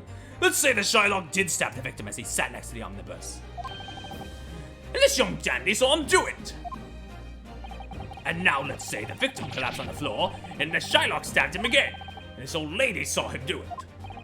Well, what's to say it didn't happen like that, Who are you calling a dandy, sir? Why I should take this knife to you? Who are you calling old? Why I should take this needle to you? They're ready to kill each other now. No, I understand. Lots of stuff is happening, but, oh shit. Fuck. This cycle is very loose. Why does one of the jurors have a knife? Good question. I feel like we should take that up. But But then again, we have a sword. But could the foreman of the jury be right? Did two witnesses see different moments of the same crime? It is out of the question. I think. Let me check the autopsy again. He gives a report. Stabbed once. You motherfuckers. It's out of the question. Yeah, we have a sword from our dead boyfriend.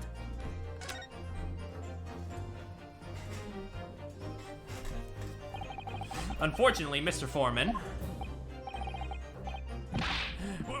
What is it, you dog jinx? Go on, out with it. What you're suggesting is impossible. It's out of the question. Yeah, Greatest Attorney's pretty based. When we got a sword from our boyfriend, I'd say it's pretty based. What are you talking about, man? How could you possibly say that? You do realize that I'm only doing my job.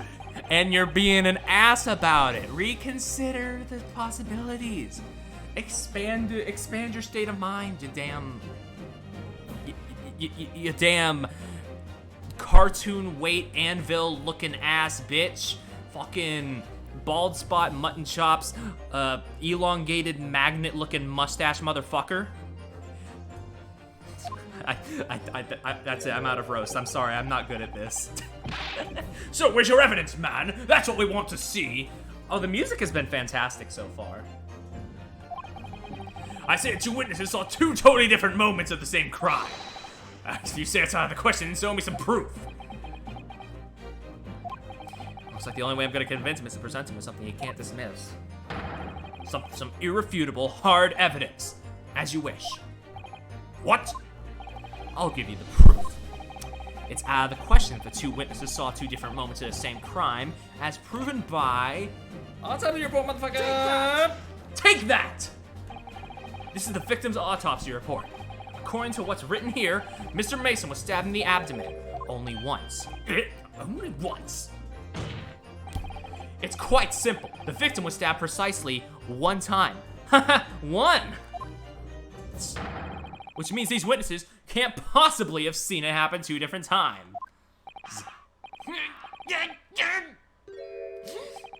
All right, I concede defeat. Yeah, innocent, baby, innocent. Wait, that means 4 jurors are now leaning to not guilty. We've done it, Mr. Naruhodo. I don't know if we've won yet, honey, but we've turned the tables considerably. What are you playing at, you dandy fool? Shut your trap, sir. No one deceives me. But we had a consensus. I said shut your trap. I know a liar when I see one. And if the chap ever dares to cross the threshold of my shop, I'll take this razor-sharp blade and shave every last hair off his head. You a freak. Jesus. Jesus Christ, what'd that tongue do? Please tell me he's a barber. Well, in a quite remarkable turn of events, the defense's summation examination has flipped the balance of the scales of justice. The jurors now stand at 2 for guilty and 4 for not. Accordingly, there's no longer a large enough majority among the jury for me to adjudicate, and the trial must continue. Oh my god, I need a drink of water. Give me a minute. I hereby ask the defense, prosecution, and witnesses to return to their places. I call upon all of you to continue to pursue the truth. I thought we were about to be hit with to be continued already. So, Lord Van Zieks, continue to substantiate the case for the prosecution, if you please. I mean, I say already, but it's been 2 hours, but we've been in the trial for 1. Alright, Dracula. Please continue. Humor me.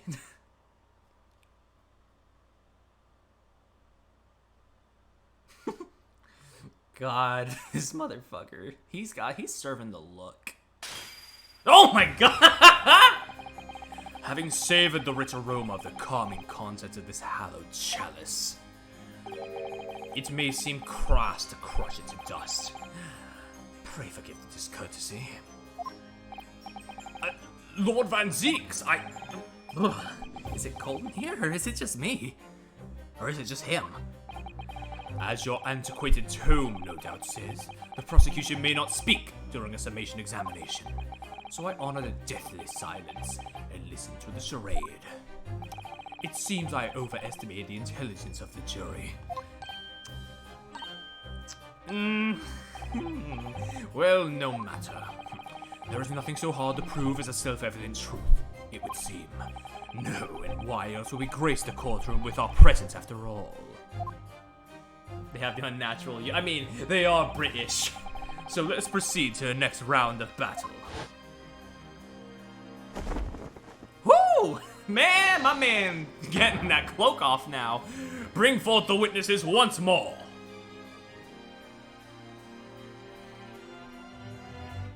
Ah, yes, the Hatley crew. Witnesses! I trust you heard the summation examination we have just had to endure. Oh, yes, sir, that I did, sir. Of course I heard it. Oh, yes, sir, I heard it. You, sir, on the aim, the coachman, I believe it's Beppo. What's the consensus on this prosecutor? He hot, but he kind of a bitch right now. Yes, sir, my lord, sir.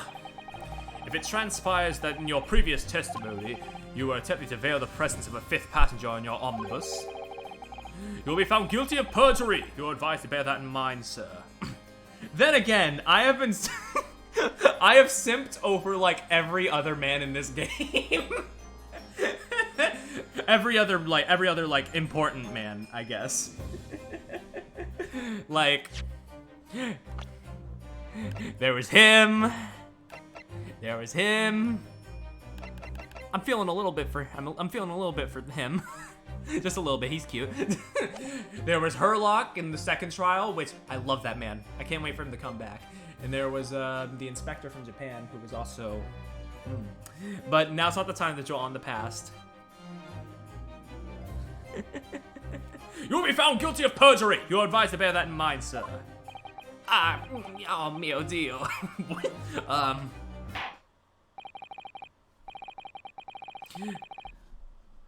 Hold on, wait, pop-up just popped up. Van Zeke's the least fuckable prosecutor in Ace Attorney because he's racist. Ah, yeah, fair enough. That is the one thing. He has been a little to us. But I mean he is serving looks though. He's got the get up.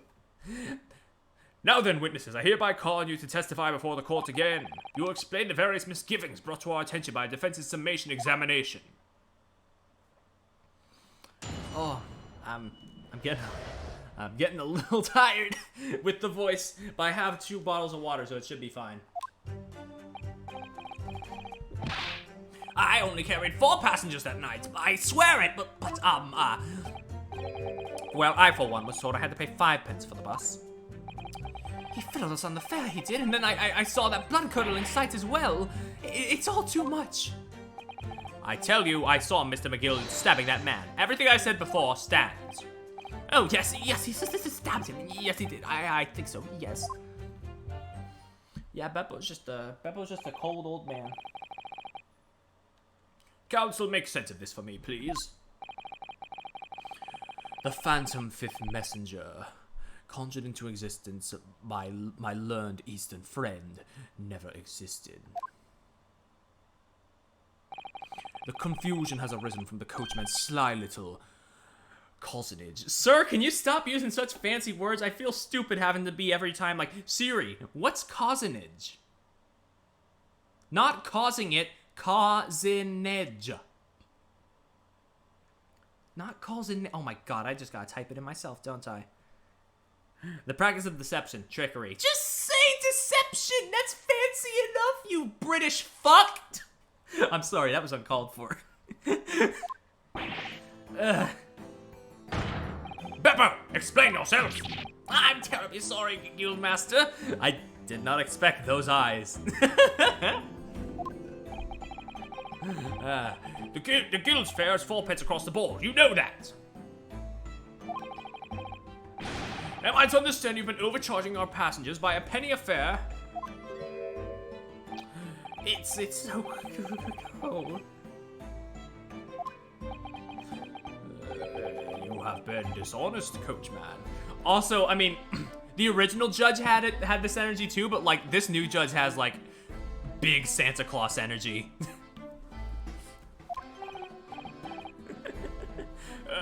I'm sorry. It's the red combined with the beard, totally. You're a disgrace, Beppo, a disgrace! And your selfish actions have brought dishonor on the entire guild. Okay, you damn cross-eyed looking horseshoe fucking alcohol in the court, once-lure color palette ass motherfucker. Why am I jumping on everybody today? What's wrong with me? If I may, sir, I had to pay 10 pence on the bus just last week. What? 4 passengers at 5 pence each is, yes, 20 pence. I've done the arithmetic 10 times already, but I just can't make the result come out differently. No, that figures. I'm sure this will become a bit. All right. Well, it would appear that one of the aforementioned misgivings has already been explained.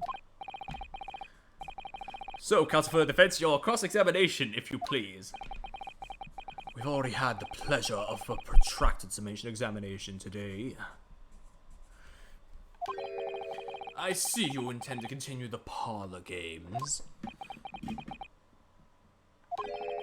Absolutely.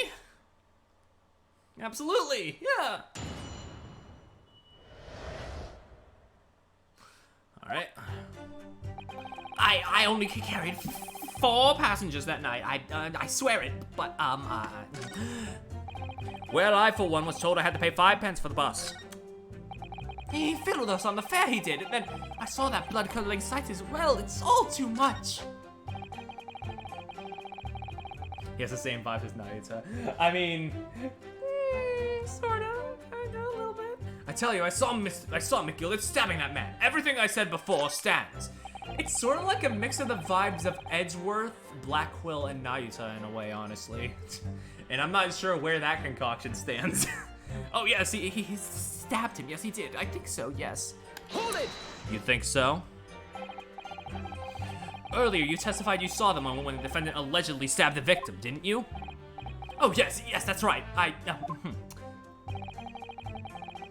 You said that the victim was on the floor and described the assailant holding the knife in an ice pick grip. You said, wait, no, he doesn't have nearly as much sexy energy. Yeah, fair enough.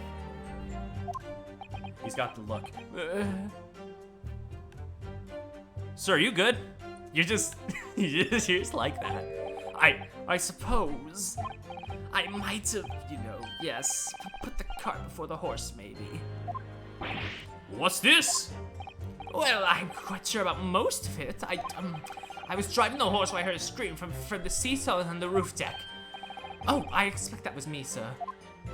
And then when I turned around, yes, I saw it through the skylight. The gentleman was on the floor and the knife was sticking up out of his midriff. He's just glaring.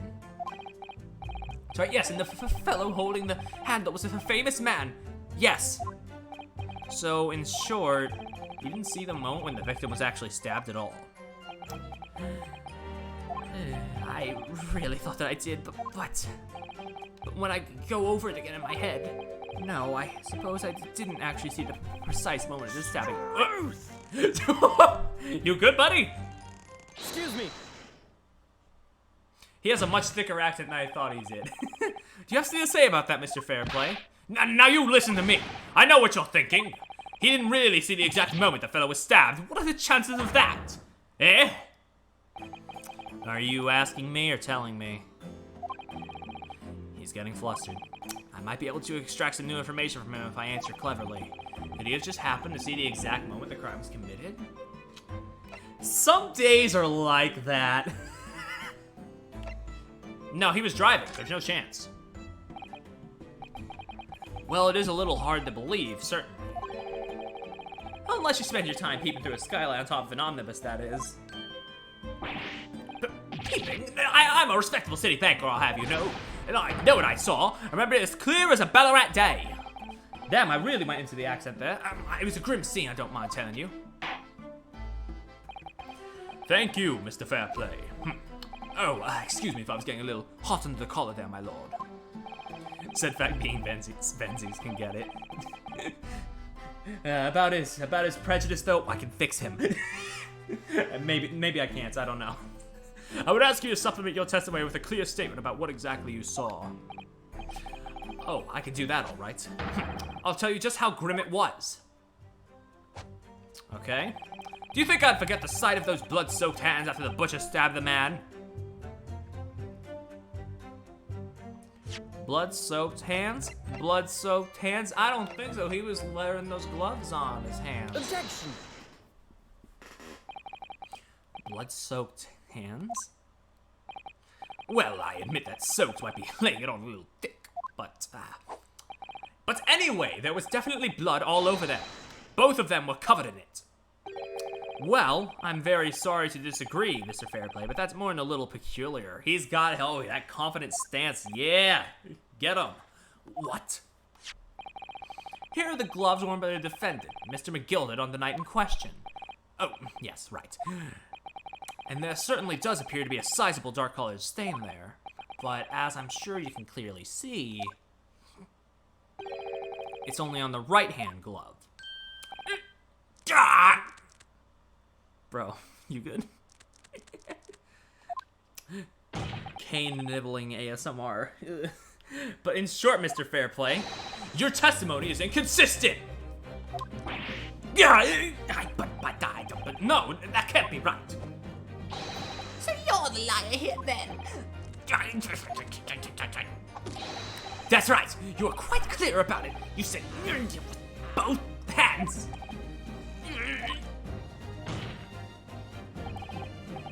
Mr. Fairplay, if your last statement was a lie, it calls your entire testimony into question.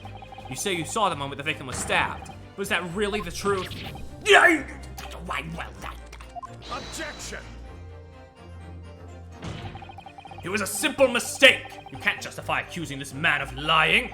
Yes, it was in both hands. It wasn't both hands, it was only one. But the fact remains. The victim's blood was on the accused. Objection! No, Mr. Fairplay categorically stated that he saw blood all over both hands, which means that there's a strong possibility that this witness was deliberately trying to mislead the court. Some sort of candy cane. that'd be cute. Why? I'm a city banker, for pity's sake. My word should be the gold standard, boo. I'm a gentleman, not a snipe. Understanding members of society don't prevaricate. He's claiming to have no reason to lie. Using a lot of big words to boot, but is that really the case? Mr. Naruhodo, if we had some evidence to explain why Mr. Fairplay might be lying, it could turn the tide in this trial completely. Something to show this man has a compelling reason to lie in his testimony. Do I have the evidence? Do I have the evidence? Wait, yeah, we have something exactly for you, actually. Yeah, we do. My lord. Yes, counsel. The defense... Sorry. Were you like... I'm sorry, go on. The defense is ready to present evidence. By Jove, are you sure? Yes, evidence that will clearly demonstrate why Mr. Fairplay had reason to lie in his testimony. Very well. I hereby call the defense to present its evidence. The evidence that demonstrates a motive for the witness's alleged deception of the court. Well, you know, there's just a little... Among the defendants list of debtors is one Bruce Fairplay, who would have been due to repay his loan imminently. Take that! This is a list of the debtors who owe money to Mr. McGilded. Yes, a list of innocent victims crippled by the accused extortion. The point is, among the names of these debtors is your name, Mr. Bruce Fairplay. What? Mr. Fairplay, are you currently indebted financially to the accused? No, well, it's barely worthy of being called a debt. According to this ledger, you owe 20 guineas. Not an inconsiderable sum of money, wouldn't you say? Well, what of it? Let's suppose Mr. McGilded were to be found guilty of murder. What would become of your debt in that case? These documents say the loan agreement is forged between two individual parties. Therefore, were the creditor, the defendant here, to be sentenced to a capital punishment, all outstanding debts which are owed to him would be annulled. They would cease to exist. Gotcha, bitch. How much is a guinea? A lot more back in this time than it is now, I think. Because I looked it up and it was like a very small amount, but I imagine like back in the time that this took place, it was a lot more.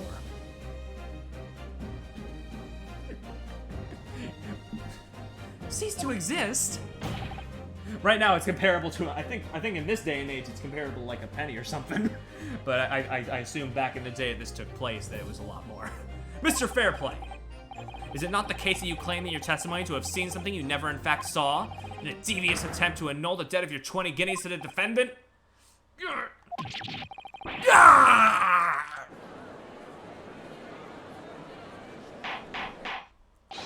Order! Order! Mr. Bruce Fairplay. Yes, yes, my... Let me ask you again, and be aware that your answer may have the most serious implications upon your future, sir. Did you or did you not see the precise moment in time in which the defendant is alleged to have thrust a knife into the victim?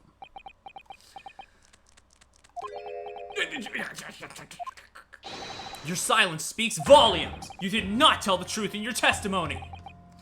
All right, now let's not make a melodrama out of this. Perhaps I did overstate the truth a pinch. A pinch? But it makes no difference. I definitely remember seeing blood on Mr. McGilden's hands. Both of them. Objection! Yet, only one of the defendant's gloves, which we have here as evidence, is stained. How about that, honey? So you keep saying. First, you good, buddy? I wonder if I might be allowed to speak, sir? Go ahead, Mr. First. Well, the thing is, I remember seeing it myself as it happened. Seeing the blood, sir, on the assailant's hands. I think, yes, I'm almost sure it was on both of his hands, not just one. What? What? Damn it. We had something for a minute. No. It would appear we're going to need further testimony from all you witnesses. This time, I would like to know precisely what you did and did not see. Do I make myself perfectly clear? Mr. Naruhodo, this is good news. The course of the trial seems to have shifted slightly at last. Yes, I might finally have a chance to turn things around here, even if things are a little, at the moment. What the witnesses really saw. There was blood on both hands of the assailant. I sincerely and distinctly remember that. However, I suppose you might say that I didn't see the exact moment the stabbing transpired, if that matters. I remember seeing the knife, and I remember seeing both the attacker's hands with blood on them. I didn't see anything myself. No, not until I heard the scream. Anyway, the fact remains, there can't have been anyone else inside the carriage, or we all would have seen.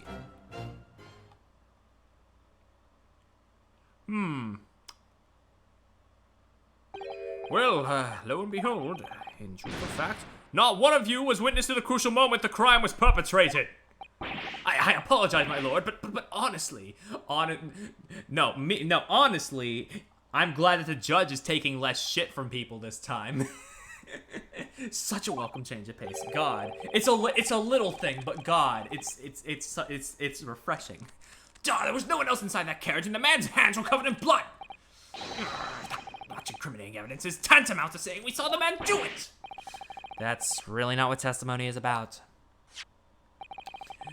Let us examine the interior of the omnibus once more. Bring in the carriage, please. Yeah, there was a rich man who stabbed somebody in a carriage, yes. And the rich man, unfortunately, we are defending the rich currently, but basically we're doing this because our dead boyfriend, he was originally going to be the lawyer, and we were just along for the ride. But since he died, we are trying to take his place and basically try and do whatever he was going to try and do out here, I guess. The victim's fresh blood is clearly visible on the seat, corroborating the witnesses' accounts. I really went off on a tangent there. I kind of answered the question and then just added on a whole lot more that nobody asked about. So what happened to the dead boyfriend anyway? Case 2 happened. It was wild. I won't get too much into tangents, but there was a snake. In other words, there was no substantial nor significant change in the facts of the case.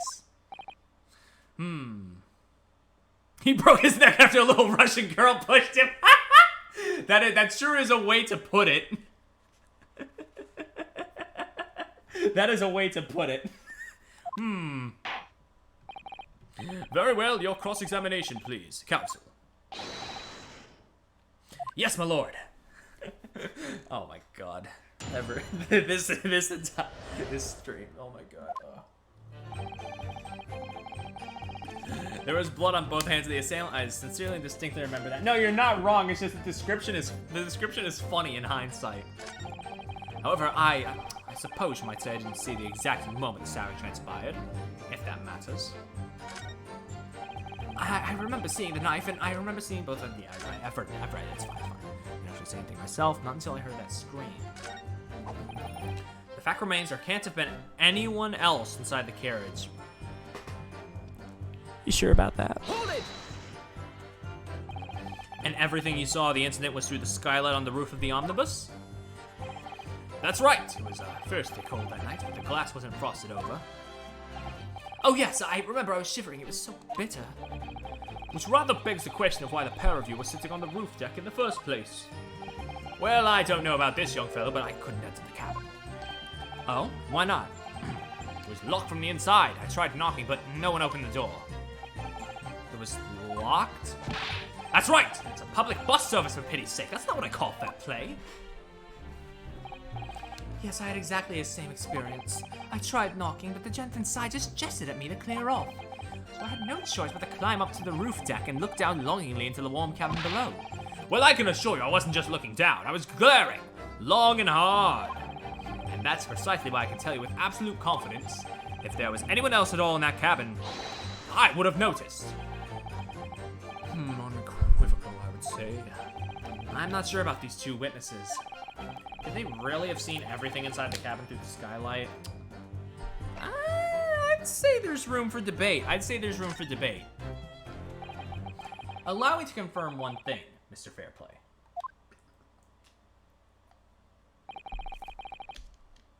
You were riding this omnibus and witnessed the events in the cabin through the skylight and the floor of the upper deck. Is that right? That's right, yes. I can't watch the stream, but I just want to say Pari's epic and their editing software is incredible. Oh, all right. Glad I could help. I'm glad it worked for you. I was really worried that with how much your computer doesn't work with stuff sometimes. I was worried it might not, but I'm glad it worked out. Yeah. Woo. Anyway, yeah, Night Hana. In that case, there was a portion of the cabin interior that would have been out of sight from you. What? By golly, really?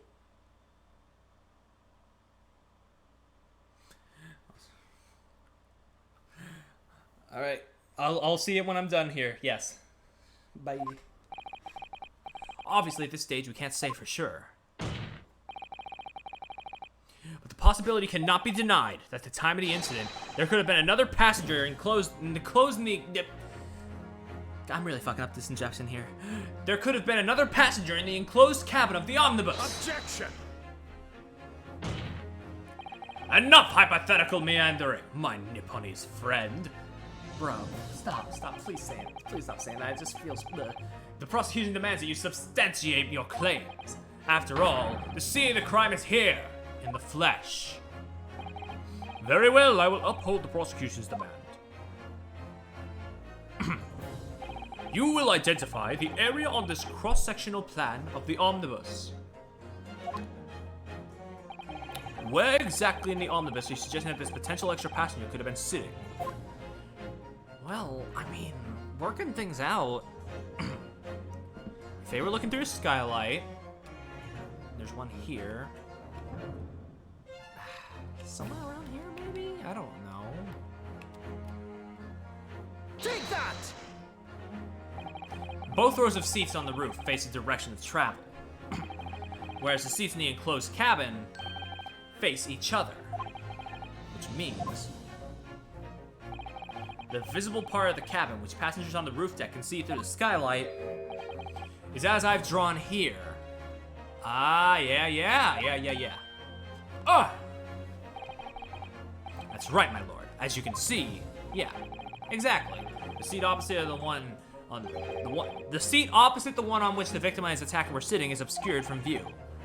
In other words, if someone had been sitting on that seat, it's quite possible that these witnesses would have been completely unaware of it. Yeah! Yeah, they got up and stayed on the floor.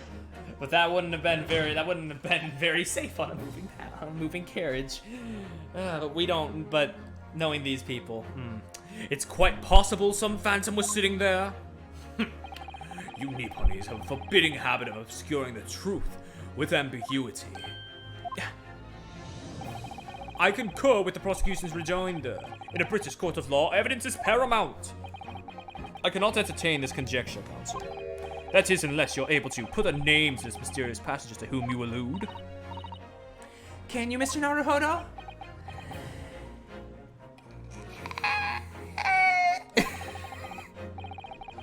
I honestly don't know. Who could it have been? Who could have been in the other seat, which was out of sight from the witnesses on the roof deck? I have an inkling. I understand, my lord. The defense would like to put forward a name. You are a fool. That response was a desperate attempt by a man who has no notion of his own limitations. A toast to hard lessons not yet learnt. Let us not delay, counsel. The defense is still to name the passenger in the other seat. This could be it. This could be a chance I've been waiting for to turn the trial in my favor. On that night, on the night of the murder, the person occupying a seat in the omnibus cabin that was obscured from view was... Susato! No! Was it him? Like, it feels like it would be... It feels like it would be a defendant. I mean... Judging by the evidence, I'm just saying... Take that! Yeah. Checks out to me. The passenger in the enclosed cabin that the witnesses on the roof deck failed to see has to have been Mr. Magnus McGilded. Mr. McGilded? What are you talking about, counsel? That's the name of the defendant! I know it's crazy, Objection. but hear me. If I desecrate this chamber by smashing my hallowed chalice, do forgive the discourtesy. Lord Van Zeeks! People talk of these tiny island nations in the Far East as having a learning and culture of their own, but I see they use the terms ill-advisedly. What are you trying to say? Let me explain in terms even a student of an artless backwater such as yourself might understand. Oh my god! When the bloody scene unfolded, the victim and his assailant were sitting side by side. Multiple witnesses have attested to the fact. It's the very premise on which this case is built. Objection! But that premise may be wrong. What? If the victim really was sitting beside Mr. McGilded, it creates an inconsistency that can't be reconciled in any way. What inconsistency, counsel? Defendant's gloves, my lord. Both witnesses made the same testimony. They claimed that there was blood on both hands of the person sitting next to the victim. Objection! Yet we know the truth to be otherwise. Only one glove bears the gory remains. The point is, even in the face of this irrefutable evidence, both witnesses have maintained their stance. Yes, their testimony remains unchanged. Exactly. They both adamantly swear that they clearly remember seeing blood on both hands of the assailants. In short, their memory of events is correct, and their testimony reveals the truth. It was somebody else sitting beside the victim that night, a third party we have yet to identify, and the victim's blood was on that passenger's hands, both of them. Objection! And who was this third party? obviously the true culprit. Extraordinary! Yeah, we're getting to the meat of it. Yeah. Order! Order! What exactly are you postulating? Objection! The defense's postulation is just that. Nothing more than conjecture. The witnesses have clearly stated that they saw the accused. But when elaborating on his testimony, Mr. Fairplay said the two of them were wearing hats, and I couldn't exactly make out their faces. Yes. The tops of their heads were... Listen to the voice I did before. The tops of their heads were obscured by the roof. I could see the rest of them, though. Yes, that's right. Both gents were most certainly hatted. Hatters do tend to notice such things, sir. And what particular styles of hats did the two gentlemen sport, Mr. First? I'm afraid I don't remember. And you call yourself a hatter? The style of hat makes no difference. There was no third passenger in that cabin. Because if there had been, the accused, Mr. McGilden, would undoubtedly have had offered to depose the fact. Unless, that is, you are proposing an even more preposterous explanation. That the accused failed to even notice the presence of the true culprit in the very cabin in which he traveled.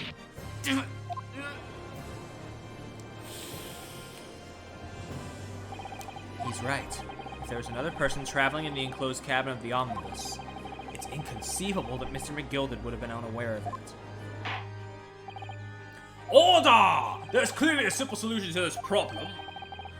Bring the accused, Mr. McGilden, to the stand. Well, what say you, counsel? The prosecution objects, my lord. On what grounds? As a suspect, he will have already made a full statement to the police. But what if there's some reason why he's unable to speak freely? Magnus McGilden is no uneducated ruffian. If it indeed turns out the man has been withholding information, you can be sure it will have been a most deliberate act. Counsel for the defense, what is your opinion? My lord, should we ask Mr. McGilden to testify? Or not? Might as well. Yes, we need to hear what he has to say in order to find out the truth. The defense would like to call Mr. McGilden to the stand. Well, in that case, I would like to hear the opinion of the jury. Oh, yes, I might need a little time to consider this. If you ask me, I think we should hear what Mr. McGilden has to say. Get the man out here, I say. It would be utterly illogical not to hear his testimony. Even something needs doing, get it done. That's how I run things at the guild. Hearing what the patron of my favorite little park has to say. Oh yes, that would be lovely. Yes, the jury says the man must be heard. Very well, the court will hear the defendant's testimony. Bailiff, show the defendant to the stand at once. Oh boy. Oh boy. Now, maybe what actually happened that night will finally become clear.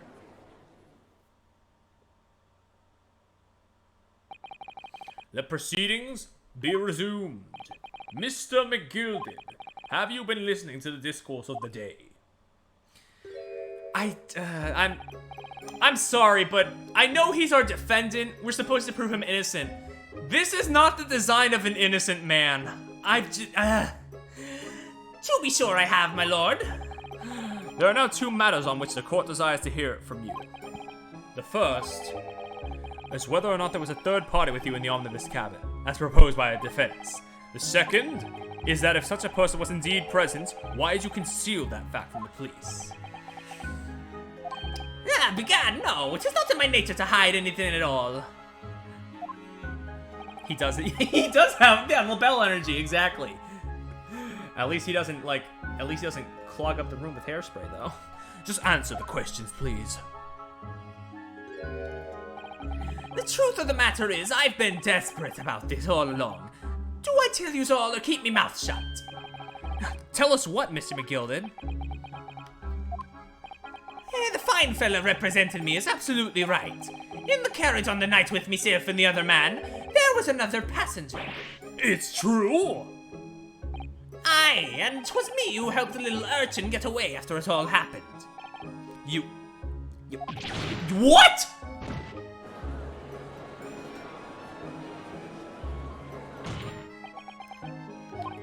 No, Magnus McGilded. That convenient excuse can't save you now.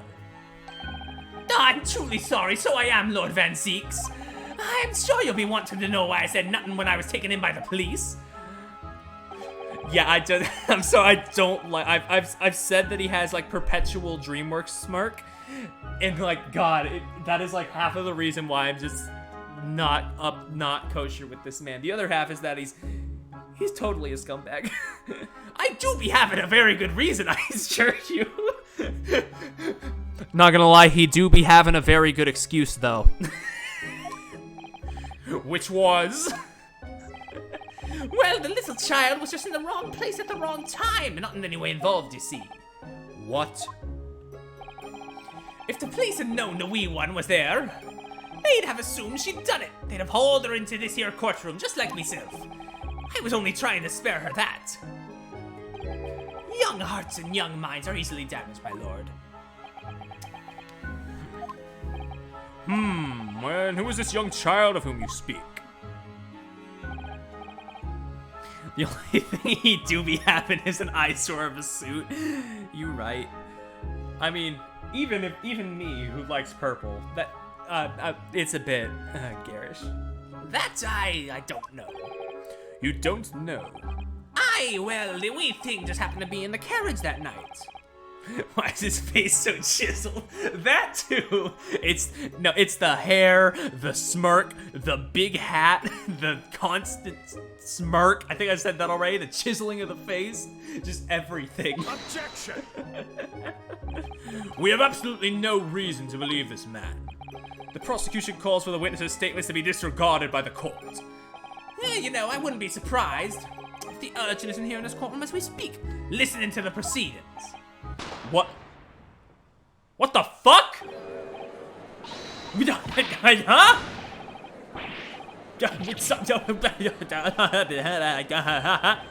What's going on? Be careful, Mr. Naruhodo. Cover your face. Bailiff! Don't let the accused escape. Secure the omnibus. I hereby call an emergency recess. Bailiff, ensure the defense is in custody and clear the courtroom. What the fuck? We were hurriedly removed from the smoke-filled courtroom by the bailiff. Amid scenes of chaos as people stumbled over one another in their desperation to flee the chamber. We had no idea what was happening. All we knew was that, for the time being at least, the trial was suspended. Oh, we gotta see it through to the end now. Oh my god. Yeah, I feel like this is gonna be one of those cases where proving somebody innocent isn't going to be as cut and dry as we think. Trial part... When was part 3? And when was part 2? Oh, I guess, I mean, it was auto-saving, I guess, but like... We never saved for a part 2. The Old Bailey, defendant's antechamber. What on earth just happened in there? Mr. Naruhodo, I've managed to find out what happened. Mr. Sato, I was told it was an advanced form of smoke grenade, a type of exploding device that releases smoke. A smoke grenade? It sounds like the sort of thing ninjas use. They're just making sure everything is safe now. I think the trial will start again before long. But who would have done something like that? The police managed to catch someone who was trying to flee the courtroom, apparently. Flee the courtroom? Why? Well, it's a young girl of around 15, I hear. A young girl? Then could it be the other passenger that Mr. McGilded was just talking about? My thoughts exactly. So he wasn't lying. That third party do be existing. Oh, what's become of Mr. McGilded, actually? There are so many things I need to ask him about, but he's not here. I think he was summoned to the prosecutor's antechamber to answer questions, along with a young girl. Who is she, I wonder, and what was she even doing in here at the trial? She was taking a huge risk, and for what possible benefit to herself? There's another matter that's troubling me. What's that? The 20 pence. Oh, according to the coachman, Mr. Beppo.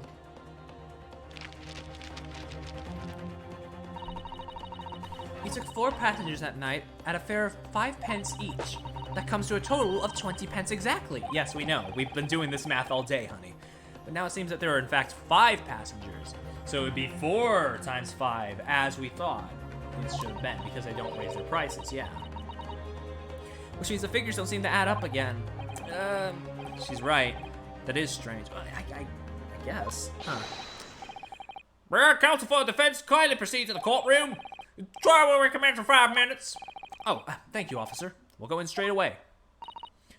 Well, whoever she is, I imagine this young girl will be asked to take the stand and testify now. I really can't imagine what she's going to say, but it could alter the whole direction of the trial. We'll know soon enough, Mrs. Sato. Yes!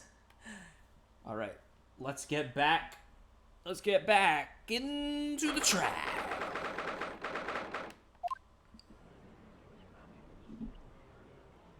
Oh, who is this? Who is this? There's a young girl next to Mr. McGilded. Look. She must have been the one who caused the disturbance before.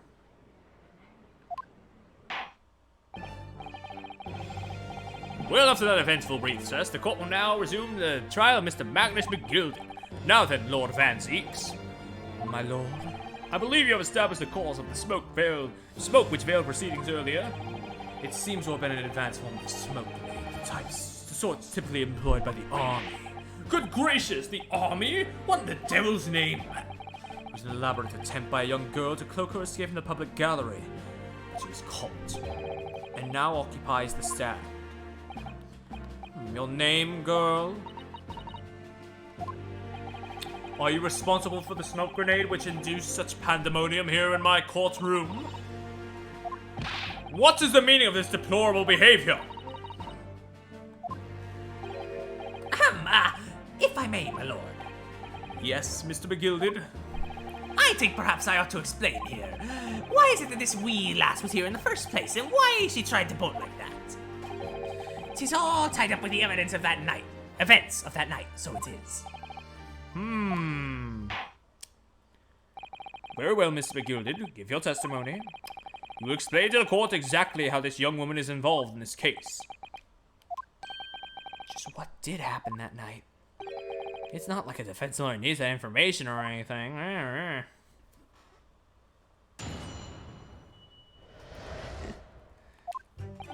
On the night in question, I took the back seat in the omnibus and promptly nodded off. Then, begorra, a loud thud and a wee scream woke me up with a fair start. There was a fella collapsed on the floor at me feet, so I sat him up on the seat across from me. Then I turned to find where that scream had come from, and bless my soul, what did I find? There was a child in there, all curled up in a ball, hiding her wee self away.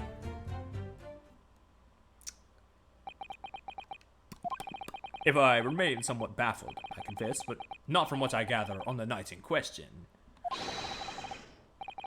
Is he just becoming a pirate now? Are you talking about my voice or like the accent they typed him out with? Because I think both could be answered with yes. This young girl was indeed riding in the omnibus. Is that correct? 'Tis exactly as the defense counsel said. The lass was the 5th passenger, my lord. Also, I like... Also, again, it cannot be, like, stressed enough how funny it is to me that just my entire voice for this man came from a one-off gag of me, like, saying, of him saying top of the morning to ya, and then I just did a fucking Jacksepticeye joke. Very well. Defense may now cross-examine the witnesses. Are you ready, counsel? Yes, my lord. Or rather, no. I have no idea where to start.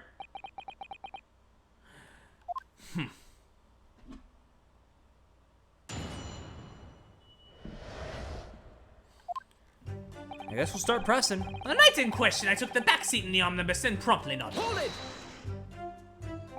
And when you first got on the omnibus, were there any other passengers already on board? There were not. The cabin was empty, and there was no one on the roof deck either. You were the first passenger, as it were. I see. Aye, and that's why I took the back side as I did. 'Tis the most comfortable, so it is. Could you explain exactly what you mean by the back seat? By all means, 'tis how you already described it earlier. I'm talking about the seat opposite the one in which the poor gentleman was stabbed was sitting.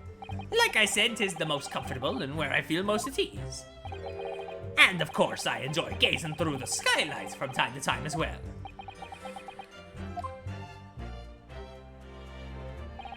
Then begorra, a loud thud and a wee scream woke me up at the fair start. A loud thud, you say? And a scream? A wee scream. Ryu. Wee. Aye, that's right. How can I explain it? Just like the sound of someone falling to the ground. That sort of noise. So you think it was the sort of sound of Mr. Mason falling to the floor having been stabbed? Well now, you remember I was asleep at the time, so I wouldn't like to say. And when the sound woke me and I opened my eyes, there wasn't a soul to be seen in the carriage but the fella on the floor. You didn't see anyone, but at the same moment you did hear a scream? Ah, from the seats above you on the roof deck, I presume? Not above me, no, my lord. 'Twas from inside the cabin. But I wasn't altogether thinking about the scream. No, I was too stunned by a desperate sight before me eyes. There was a fellow collapsed on the floor at my feet, so I sat him up on the seat across from me. You sat him up? The victim, you mean? That I did. On the seat across from me, as I said, I could plainly see the poor devil was already gone. You wouldn't leave a dead man just lying on the floor now, would you?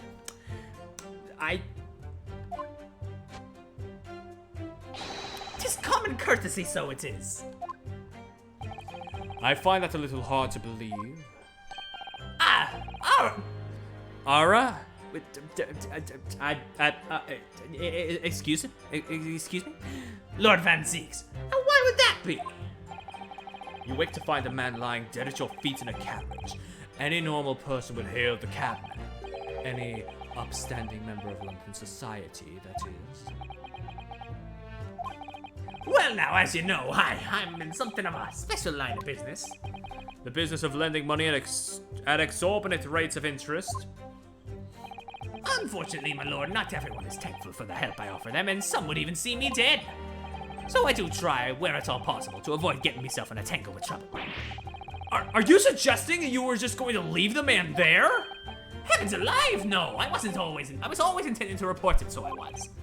Only I had a mind to find out the whys and wherefores first.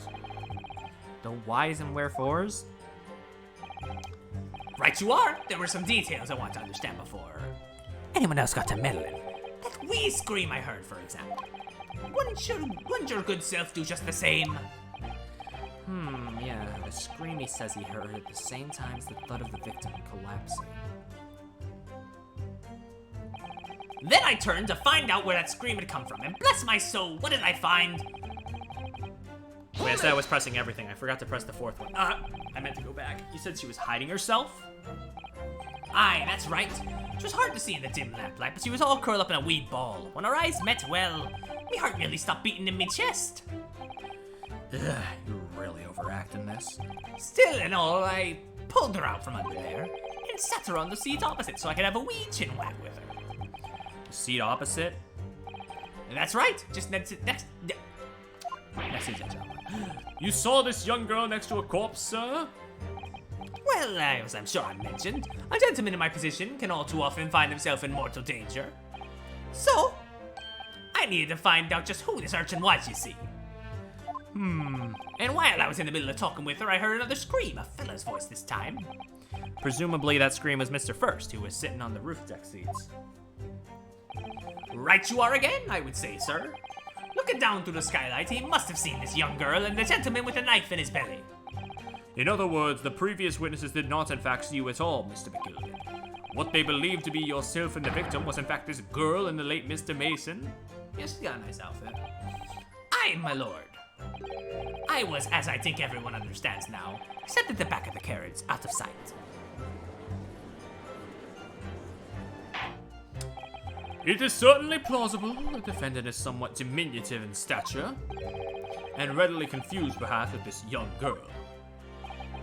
After that, of course, with the scream from the gentleman over us, the driver realized something was wrong and pulled up the horses.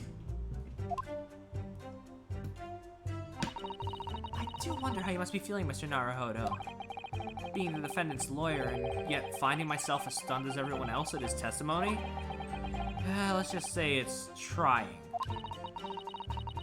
we certainly had precious little time to talk to Mr. McGilded before the trial.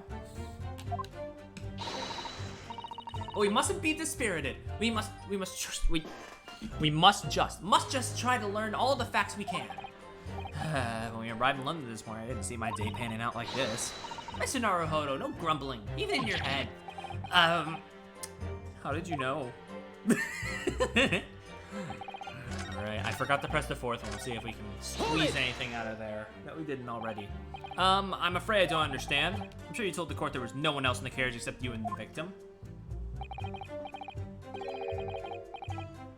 So I did, sir. So I did. As far as I could see, that is. What did you mean by that? Well, now, 'tis a queer thing. The wee scream I heard as I woke up. It came from, if you'll excuse the vulgar expression, under me backside. Good gracious! Under your backside?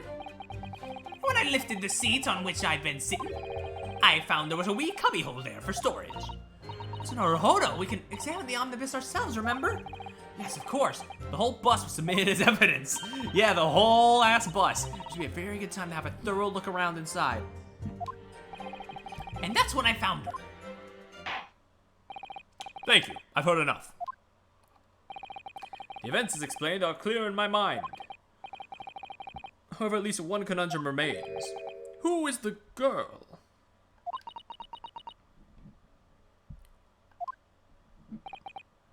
Her name is Gina Lestrade, my lord. Is that how it's said? Gina Lestrade? Yeah, no, it's Gina. Definitely Gina. Gina Lestrade? Lestrade? Is the E silent? I don't know. She's a chancer, earns her crust among large crowds, relieving people of their purses.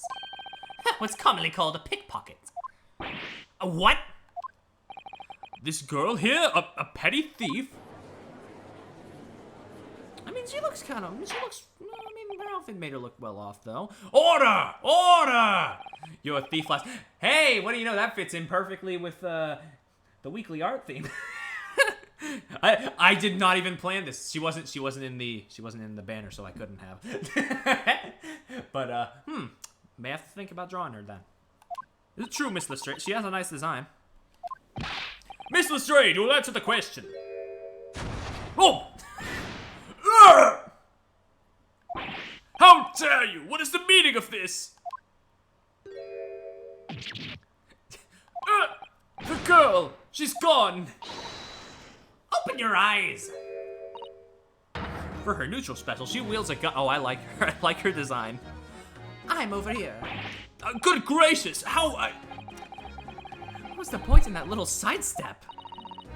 I know what your lot are thinking. Okay, I gotta position the voice a little different so it doesn't sound like him. I know what you lot are thinking. Grown-ups are all the same. This dirty little dipper, you'll say, slipped up and got caught on the job. She got herself backed into a corner, so she knifed the gent. Go on, that's what's in your head, ain't it? No, not at all. This is a court of law. We're here to determine the...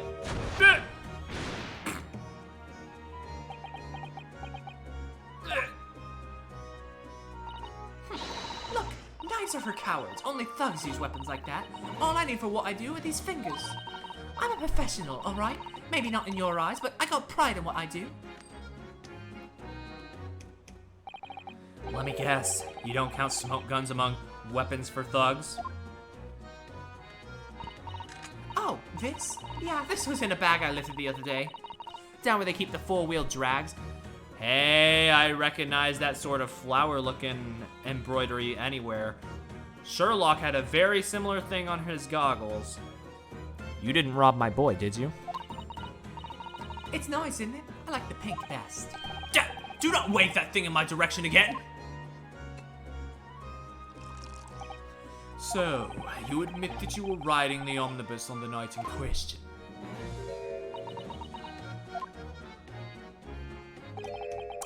It's alright, lass. You can tell them the truth now.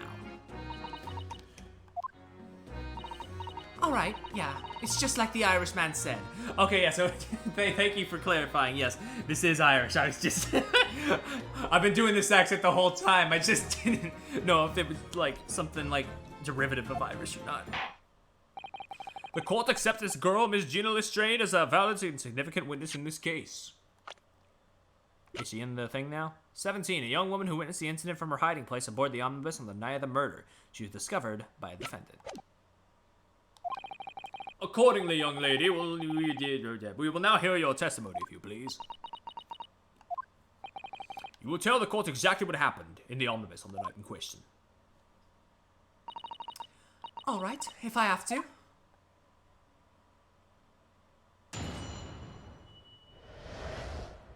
What the girl saw. So I snuck inside the carriage before they hooked up the horses, just like always. But it was a right old waste of time. I got nothing to show for me troubles that night. I'll tell you, you can't see a blind thing in that hiding place. It's pitch in there. Then, after a while, I hear this loud bang. Nearly jumped out my skin, I did. And the scream just came out. It's because of that this swell found me. He did help me get away, mind. Yes, he let you go. I fail to understand why you would let this street urchin go, Mr. McGilded. Oh, 'tis simplicity itself, my lord. You see, she couldn't possibly have killed the other passenger. I knew that for a fact. How? As I'm sure I said before, sir.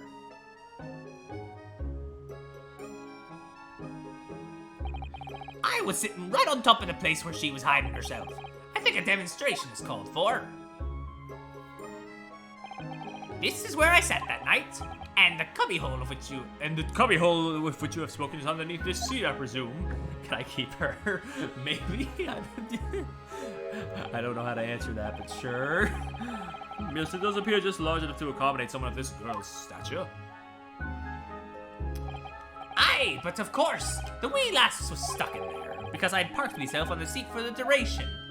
Oh! So you see, that's why I let the lass bolt. I knew that if the police found her there, they'd automatically assume she'd done it. I couldn't live with myself if a young life was ruined when all the time I knew she was innocent. Even though you must have realized your action would result in your own innocence being called into question. Not at all, my lord, not at all. I knew in my own heart that I was innocent. So I thought it was worth taking a punt on my own good name for the sake of this less fortunate lass. My goodness. What a perfect gentleman. My lord! This fine example of a man cannot possibly be guilty of a heinous crime like this. Y'all chill. He did a good thing. That don't mean he's a good person. I'm ashamed of myself for ever doubting you, sir. I mean, yes, we're trying to get him innocent here, but still. Perfect gentleman is a bit of an exaggeration. With calm, calculated reasoning, one arrives clearly at the truth every time. Like, I know that we're trying to get him innocent, but still. He's still taxing people, and he's still a rich capitalist pig. So, yeah. Cannot in good conscience, like, say he's a perfect gentleman. Saints alive! All 6 members of the jury consensual in their leaning to a verdict of not guilty? Mr. Naruhodo, it must mean... It must mean what? We're victorious! We've won? Are you sure? Objection! Oh! Oh, honey, oh my God.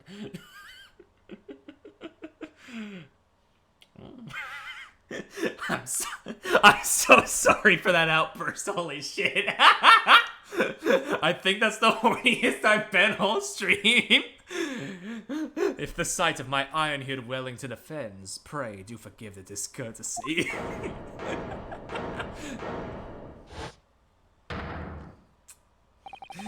This really is a consummate example of the one monumental flaw in British judicial practices. Oh, so when it's pitted against you, then it's a flaw, huh? Where evidence and reasoning should be paramount, emotion rules the day. Emotion? The witness's latest statement gives us a clear insight into his true nature. What do you mean, his true nature? Do you really think Scotland Yard would have made such a glaring omission?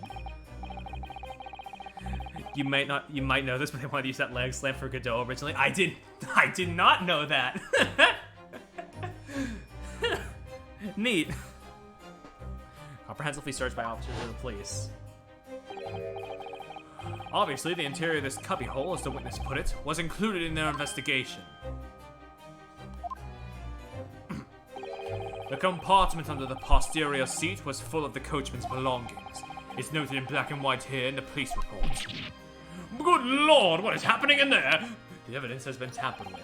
In order to corroborate Mr. McGilden's story, someone has unlawfully removed everything from under the seat. What?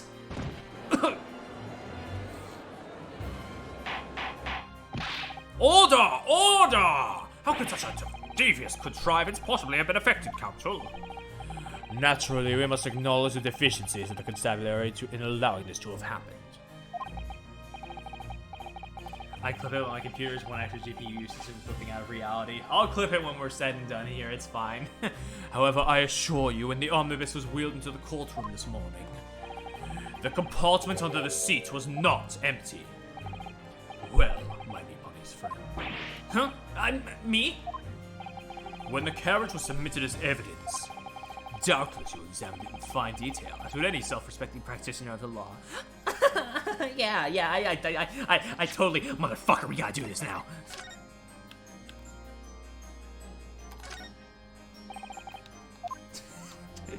No, I'm not gonna stall for time. I'm not gonna stall for time, it's fine. Pray, what did you find the condition of the undersea compartment to be? Oh, to be sure, the young gentleman will be able to clear this up in a jiffy. Sorry? Go ahead. You tell the court now, fella. How this is all an elaborate excuse by a desperate Lord Van Zeeks. Well, counsel, do you have something to say on the matter? How am I supposed to answer? What can I say about the state of... What can I say about the state of that little compartment of the seat in the omnibus? I didn't look. It was empty. It wasn't empty. I'm gonna save.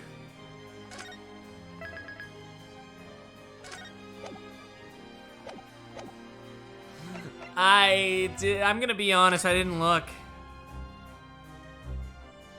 Sorry, I'm a failure. I didn't look. Why didn't I examine the omnibus more thoroughly?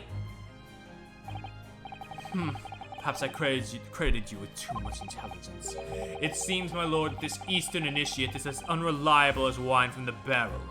You know you could have actually checked. I know, but oh, I didn't, and I'm paying the price.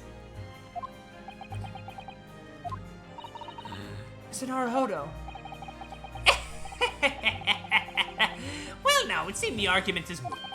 And the truth of the matter is there for you all to see, after all.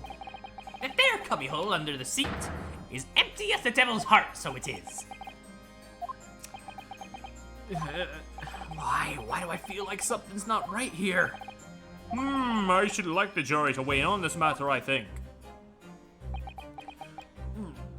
The compartment is designed to house equipment used to maintain the smooth running of the carriage.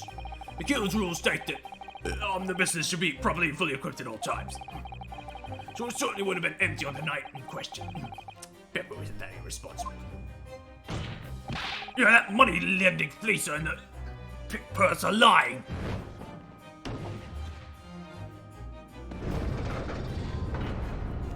Damn, he's leaning back towards guilt. Oh no. I can't believe I was nearly taken in. The stinking rich are always stinkers. Nothing but cowards, the lot of them. Okay, you're speaking my language, but please. What? Oh no. It's a trick! Of course it's a trick! This is the one time I don't want you to speak my language, please. Quite so. I must concur here. Damn it.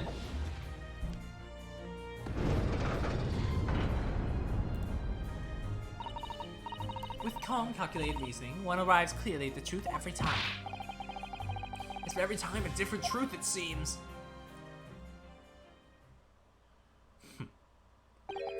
My lord, I humbly exhibit the scales of justice. Clearly, a verdict of not guilty at this time would be wholly inappropriate. Fuck. Thank you, Counsel. But before we proceed any further, there is the matter of the outstanding cross-examination.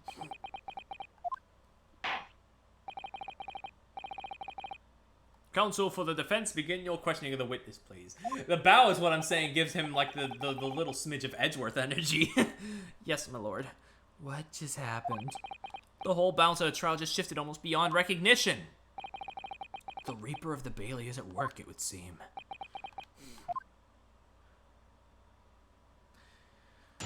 Alright, let's get into it. So I snuck inside the carriage before they hooked up the horses, just like always. Wait, no, I need the press. Fuck, no, I press! Hold it! Press! Bitch, press, girl! So you were already in the omnibus before it even set off on its run. Well, yeah, I mean, what's the point of spending a joey? No, oh god, It's like this. It's like this. You gotta do it like this. Well, yeah, I mean, what's the point of spending a joey to make a few bob, eh? That's a wrong idea, isn't it? I suppose she means there's no point spending money to make money. That actually makes sense. Counsel, may I remind you that this girl's a petty thief? Kindly refrain from entertaining her tenants.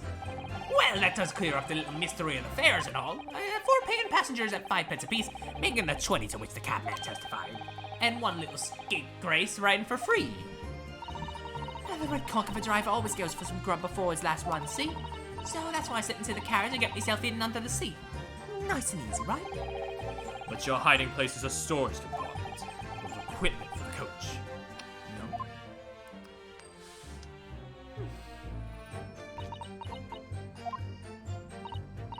No? Yeah, there's brushes and buckets and whatnot in there, sure. I always chuck all that out and cram it in a corner somewhere. No one ever seems to bother much. And yet, according to the report filed by the police officer who first arrived at the scene, the compartment was full of such paraphernalia. Well, I don't know nothing about that. Like I said, I moved all that stuff out so I could hide under the seat. That's all I can tell you. Seems we've reached the end of that line of inquiry. Continue. Fuck, okay.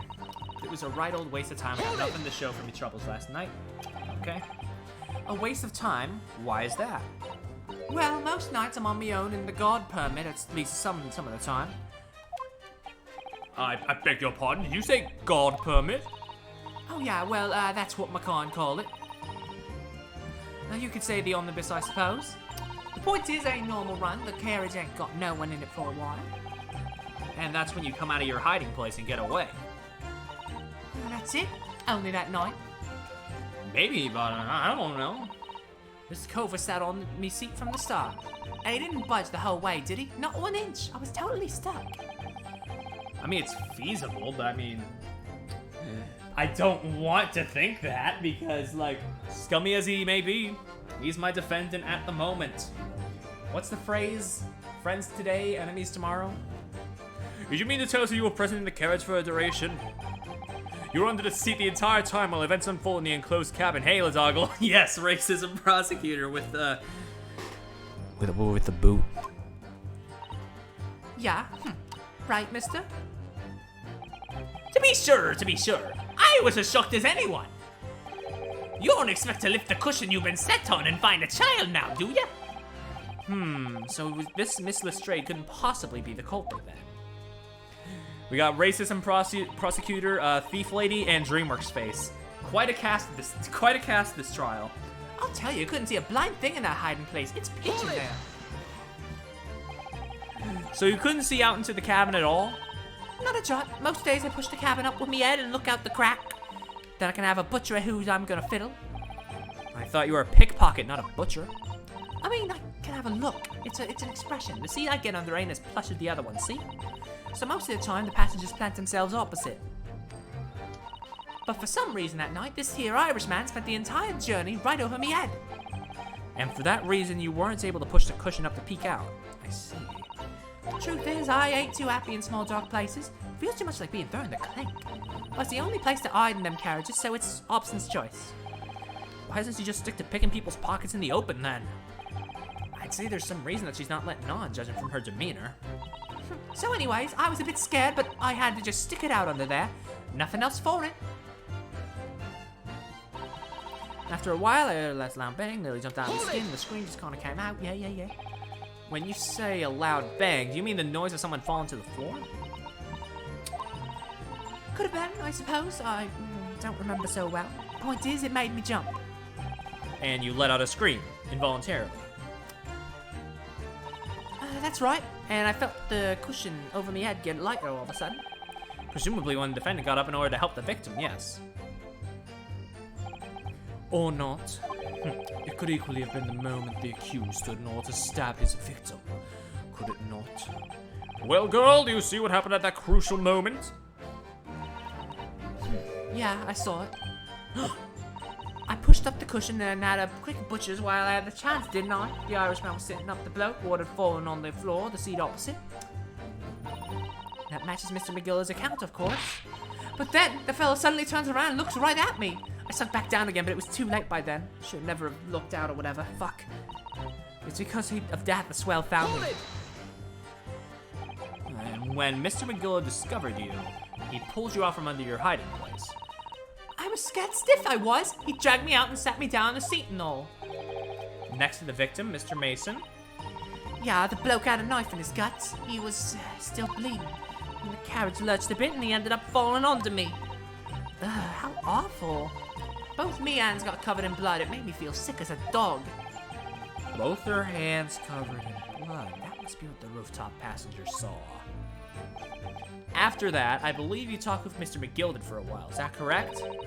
He asked me some stuff. Wanted to know me name and what I was up to and that. Then I heard something from up above. Someone screamed. Yes, Mr. First on the roof deck, one would presume. Well, I didn't want no one seeing my face, so I didn't look up. Then the horses were drawing up smartish, and this here Irishman says to me, "Get back under the seat. I'll see that you can get away later." All 6 members of the jury had decided the defendant was innocent. In one brief shining moment, yes. It's clear that they are all still very unsure. If we could just find some sort of conclusive piece of evidence among this new testimony, I'm sure we could clinch the verdict we want. Yes, I think you're right. Something's bothering me, but I just can't quite put my finger on it. Ugh. So I snuck up inside the carriage. It was a right on waste of time. I got nothing to show. I'll tell you, can't see a blind thing in that hiding place. My instincts are telling me to press again. I don't know what evidence we could use. I've pressed everything though. Push out into the cabin at all. Not a jump. Mostly I just push, help me in and look out the crack. Fiddle.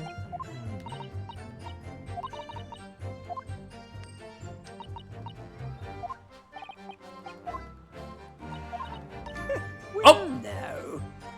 Oh, hello. Excuse me. Is there something wrong, Mr. McGilded? Oh, I do apologize, but there's something the matter, Counsel. I'm just wondering if Miss Lestrade's last comment made something occur to you, perhaps. You seem to be thinking something to yourself.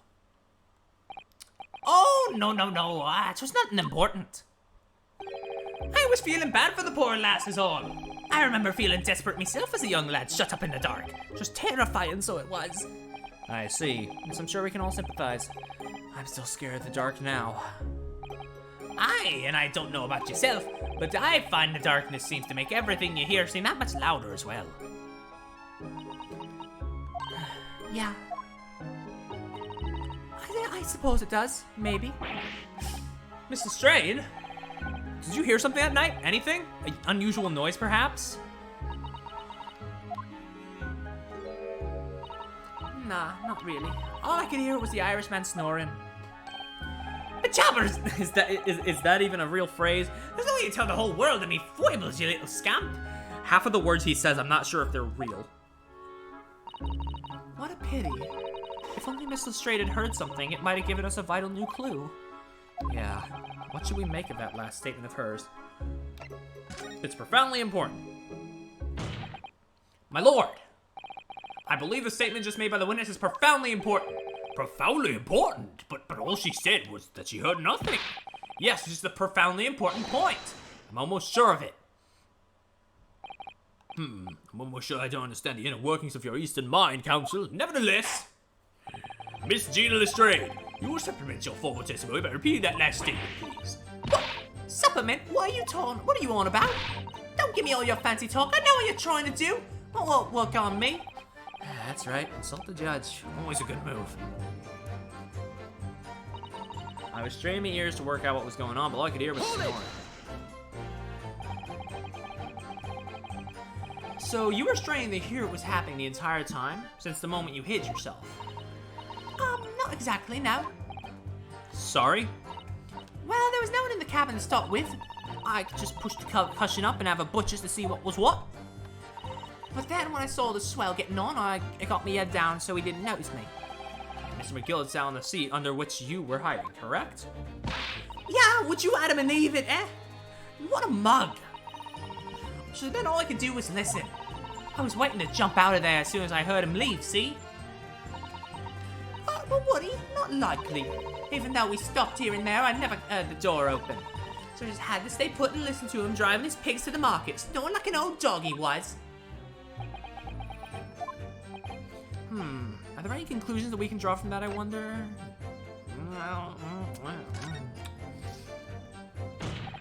Miss Lestrade, what you just told the court is clearly at odds with the facts. At odds? Are you sure, man?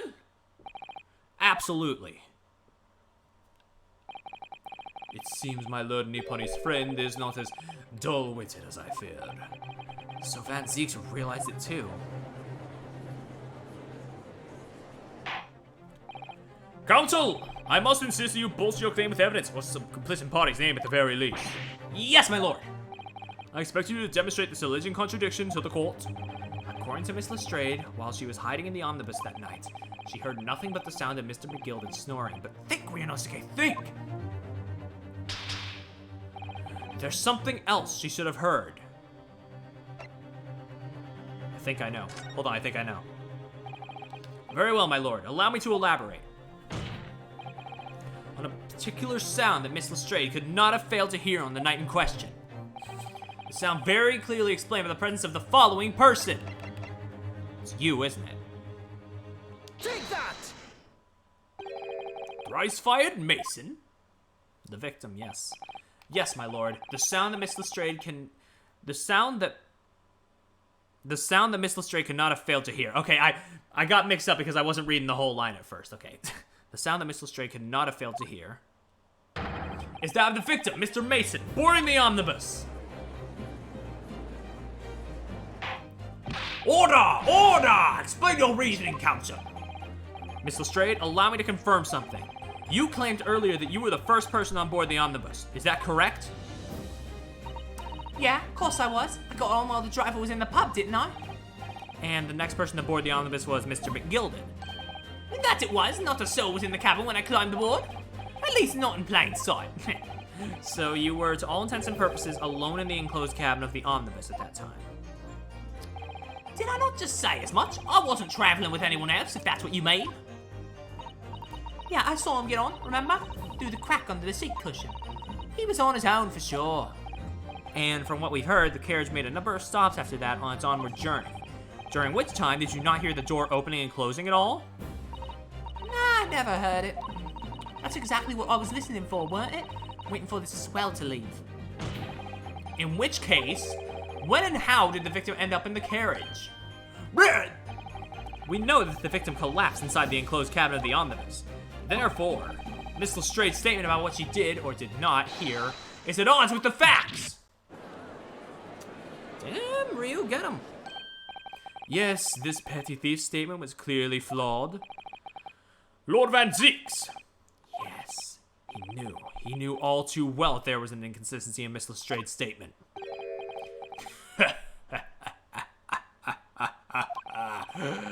It would seem words of thanks are in order for my learned friend. What are you talking about? You have demonstrated matters impeccably. This witness and her colorful statements are entirely unreliable. Her words are convenient untruths and nothing more. Excuse you? He's dead, right? How could the victim possibly on board the omnibus? That makes no sense whatsoever. This girl is a pickpocket. Let's not forget that. Granny? Granny, please, no!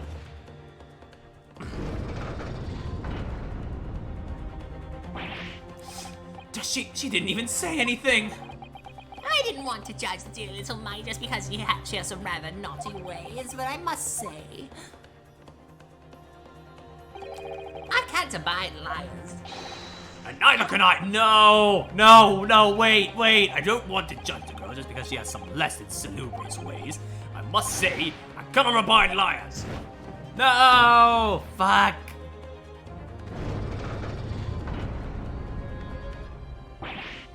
Mr. Naruhodo, that's 5 jury members leaning towards guilty. Which one is the one in our favor again still? I know it's not Horseman, I know it's not Granny, I know it's not Swordman, it's the maid, I think. Oh god, oh fuck. Well, your consideration for others is refreshing, my Nipponi's friend. To the considerable troubles you have spared me. How much wine do I have under this bench? Who knows? Who cares? Yes, very refreshing. Ah! What are you playing at? Have you forgotten who you're working for, you useless Eastern Armadan? I gotta look that up. What the fuck does that mean? Is that like a is oh no. What does that mean? Amadan. Fool. Irish for fool. Okay. I thought it was something. The way I hadn't heard it, I thought it was something much worse. Okay. This is carnage. It's perfect. Juror number 2 is the only one left. Naruhodo, the way this is going, I know. If we can't find some new way to convince everyone of Mr. McGilden's innocence, the judge will rule and we have lost. I very much wanted to believe the words of one of London's most respected gentlemen, but those of us in service know we must accept hard truths. Hold it!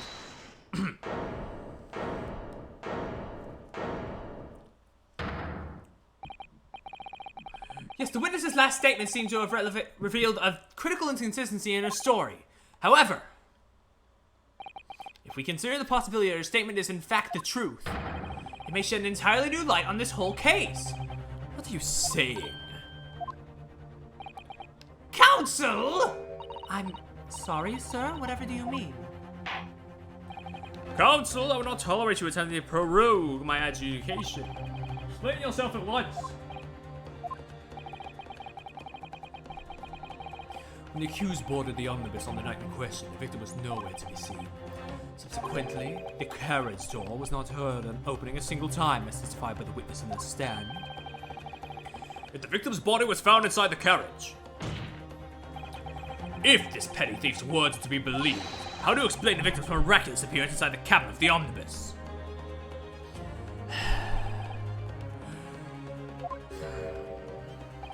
There's only one way to explain how the victim came to be inside the carriage. He's in there already. There's another entrance. There's another entrance. Sounds like a way to me. If the door wasn't opened even once, the only explanation was the victim entered the enclosed cabin some other way. I wondered what new fantasy you would come up with in your blind panic. But behold, the omnibus is here for all to see. Only one side of the enclosed cabin is furnished with a door. The other has only windows.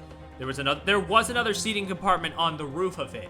And the thing I'm thinking of is that the window, the skylight as they call it, to where the people inside could look outside, I'm thinking that might be like an entrance of some kind. Was there another under? Oh. Second under is the, oh, okay. Well, I just showed my hand for no reason. Well, I don't know if there's a second under the seat, but could be. Fixed windows which could not possibly open. In short, there's no entrance to the cabin other than the door. But there could be. There's one possibility you haven't considered. Oh, really? Yes, one other way inside that isn't the door. Another opening, the use of which allowed the victim to appear inside the enclosed cabin. All right, counsel. The defense will identify a location for the court. Here's the omnibus on which the incident occurred.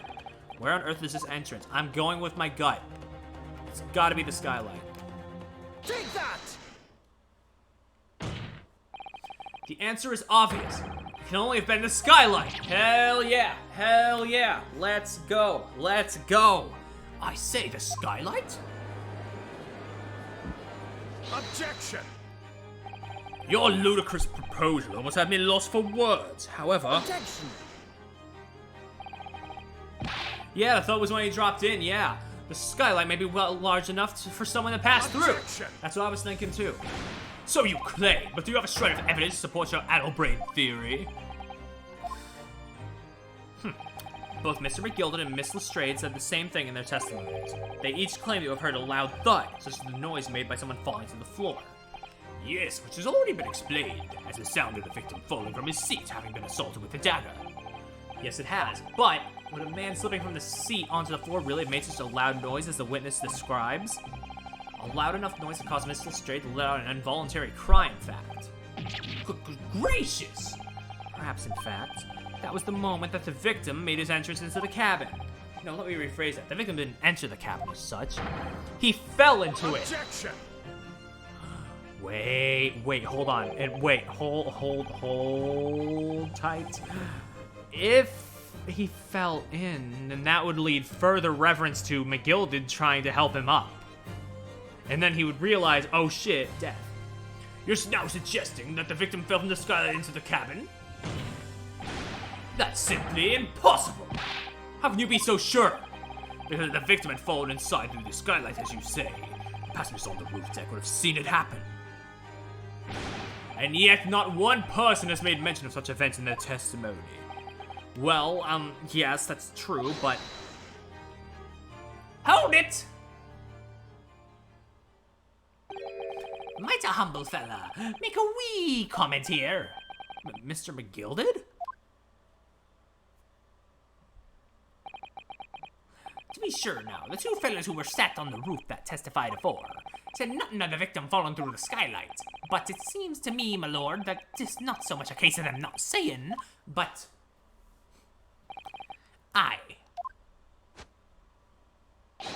It's a case of them being unable to say. What? I think perhaps the two fellas do be having something of a compelling reason not to mention what happened, though. Would you not agree, fine ladies and gentlemen of the jury? Oh, my goodness, surely not. Those two chaps on the roof, You mean the ones who stuck that knife in the man were... Aw, shit. Let's go. Hi, fellas. Just exactly how we... What exactly are you insinuating here, you blitherer? You rudder, he said, you rudder! What are you... Oh, that's a lovely, goofy animation. I love that. It's a flaming outrage. Have a good mind to give your blinker in a minute. He'll give you a shiner in a minute, he said, and so will I. Mr. Fairplay, You're effectively accusing me, a city gentleman and well-respected banker. And me, a very angry hatter. I like this lad. I like First a lot. He's just a weak little bitch. Suggesting that someone like me could have stabbed the man in the guts. It's a disgrace. It's scandalous. I protest in the strongest possible terms. That's right. I protest too. And you rotten scoundrel.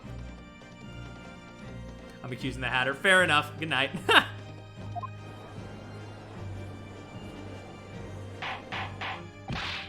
Order! This is not the time, witnesses. I will not permit this wanton invasion of the stand. Return to the anteroom at once. But this is beyond reason, my lord. It's outrageous. It's very hurtful, you know. My lord, if I may comment. Go ahead, Lord Van Zeeks. It was the defense that incited this outburst from the witnesses. My learned friend has seen fit to abandon all protocol and accuse the witnesses without proof. Accuse? I never intended to... It seems, young Nipponese, that your command of the English tongue is wanting.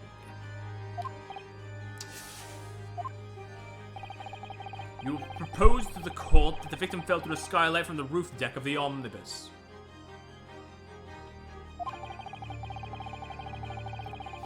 The hypothesis cannot possibly stand without the rooftop passengers being aware of the event.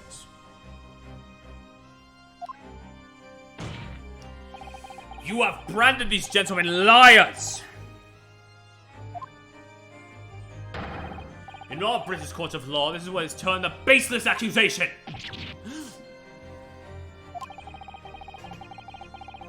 I know I was rash to put this idea forward behind the actual evidence, but you can't just dismiss it without a second thought. What are we wasting time for? Get them to testify. I thought there was something fishy about that happening the moment I laid eyes on the fellow.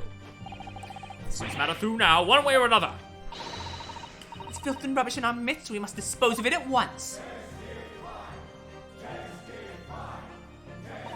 What's happening, Mr. Naruhodo?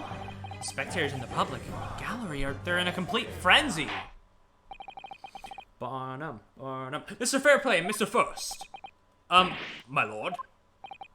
You will take the stand again and make another formal testimony in reference to the indictment brought by the defense. Yes, my lord. I didn't come here for this. There's no time to think this through. All I can do is keep pushing forward. I will be right back. I'm so sorry to put a BRB right here, but I have to use the bathroom. Oh my god, I will be right back. Take control.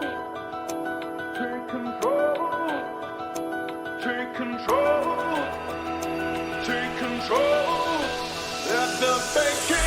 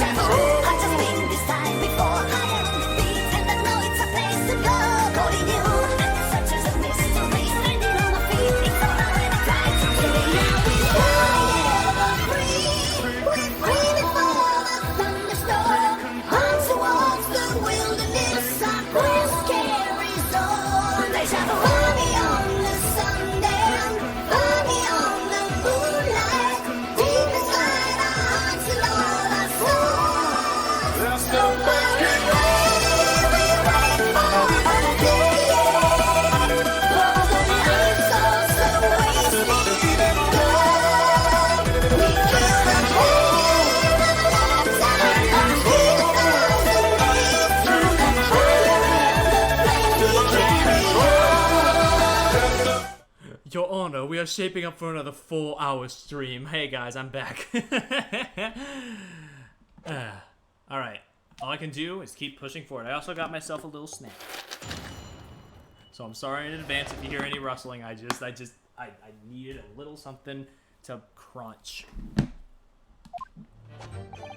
We were the only two people up on that roof deck, dead or alive. I can swear to that. If anything had to happen while we were sitting, don't you think one or the other of us would have noticed? In any case, neither of us know the first thing about the victim. We had no reason to kill the man. The skylight was shut the entire time, I tell you. We couldn't possibly have opened it. If you're so sure the victim fell through the skylight, where's your proof, huh?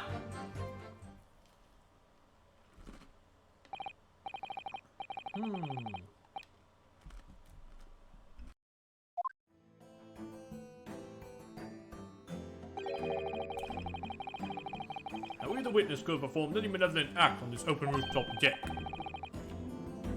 without the other noticing forthwith. That's right, you see. We're innocent, I tell you. Although logically, of course, the argument falls down if the two of you were in collusion with one another. What? Eh? According to investigations by Scotland Yard, two witnesses share no common dealings. Ha! Well, I don't trust coppers any more than I trust the stinking rich. This guy's based, honestly. Like, hell yeah, ACAB. Something doesn't feel right here. Like, he may be a psycho, but he's got his priorities in order. The trial is going in our favor, really. So why do I feel so uneasy? Counsel for the defense, over to you. Your cross-examination, please. Oh, yes, my lord. All right, let's get pressing.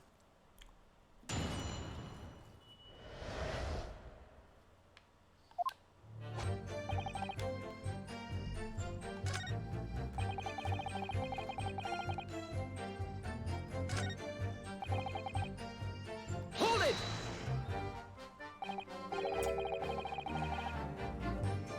So you'd never met Mr. Thrice-Fired Mason before? Not once, never.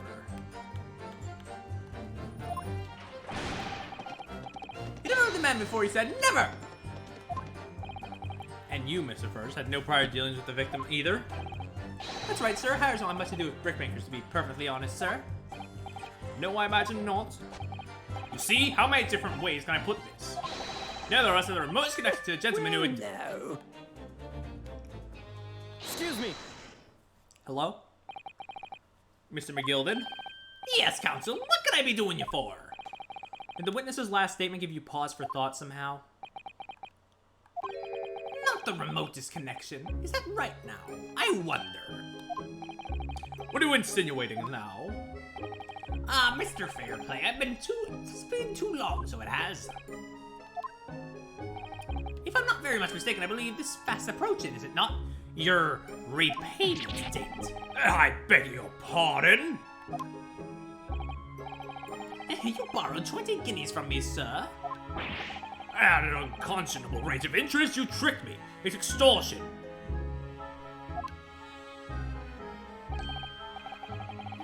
Well, now, is that a touch of begrudgery, is it? The sort of begrudgery that might motivate a fellow to pass his crimes off on another.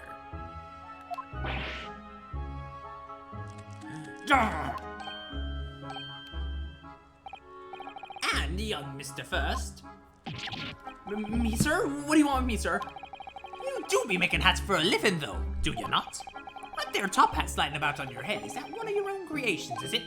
Oh, well, I'm still just an apprentice, you understand? I'm going to find the perfect fit for whatever fine gent walks through the door. Perfect fit, is it? Well, it's a very distinctive design, so it is. Many customers like it, I tell you. They like a distinctive touch. Customers, such as Thrice-Fired Mason. He's kind of a dick. Yeah. Excuse me, it's still kind of cursed. Yeah. There's a photographic print that the victim submitted as evidence of form, my lord. Oh, this you mean? Like, now he's just being rude for the sake of it, I mean. Like, God. I can't help thinking the poor fellow's hat looks distinctly familiar, wouldn't you say? Oh! That's one of my hats. Aye, that it is, so it would seem the brickmaker was a customer of yours. The sort of customer I'd wager that you could have had a wee quarrel with over the distinctiveness of the goods. Oh, no, sir. Absolutely not, sir. Well, there's really nothing more to add. It wouldn't be right to say two fellows who haven't the remotest connection to the victim, you see.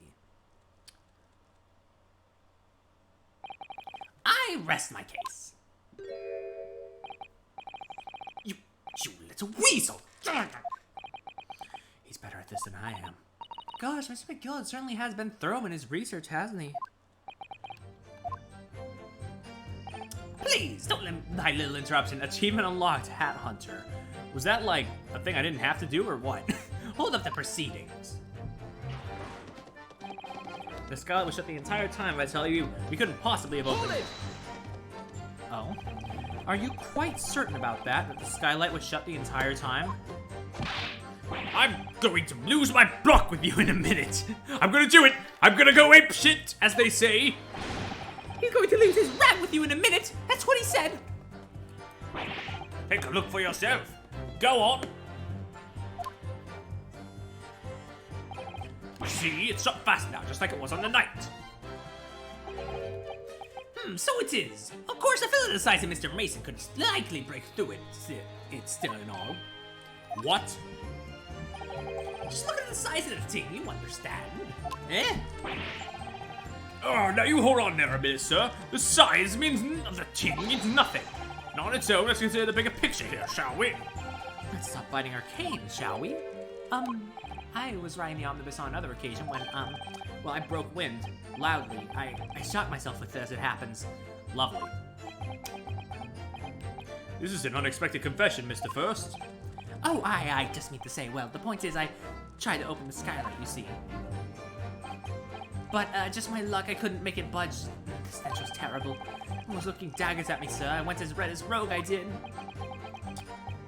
Are you expecting me to sentence you? For a fart? A measly brap? Oh, no, sir, no. The point is, the skylight can't be open. I tried and tried when I was inside that cabin of shame. Hello? Excuse me.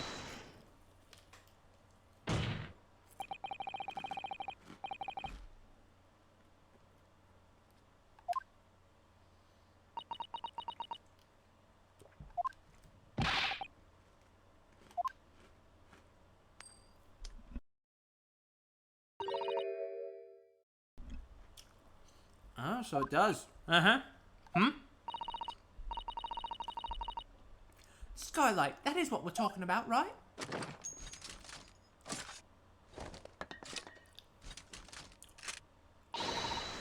All them skylights open. Dead easy. More easily than you can load that weapon? That was very extra loading, yeah. There's a lie, I tell you. Otherwise, when I broke wind, You can't do it from inside, you mug. Oh!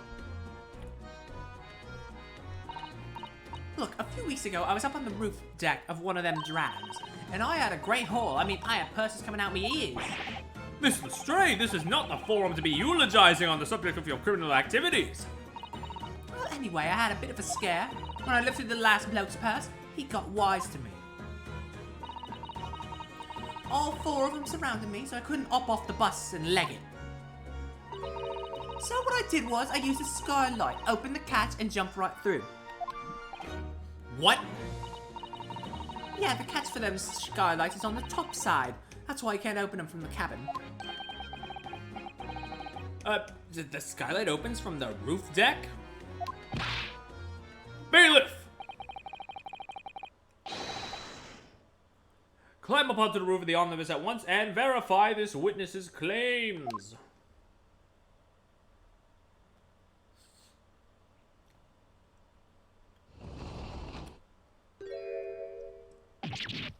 Duh! Oh, my hat! See? Order! Order! So, it appears the strict girl's statement is quite true. I don't believe it. The skylight opens, and from the roof deck. Mr. Naruhodo, this could be the clue we've been looking for. Well, counsel for the defense, please continue with your cross-examination. Yes, my lord. So the skylight opens. Perhaps I should investigate for myself.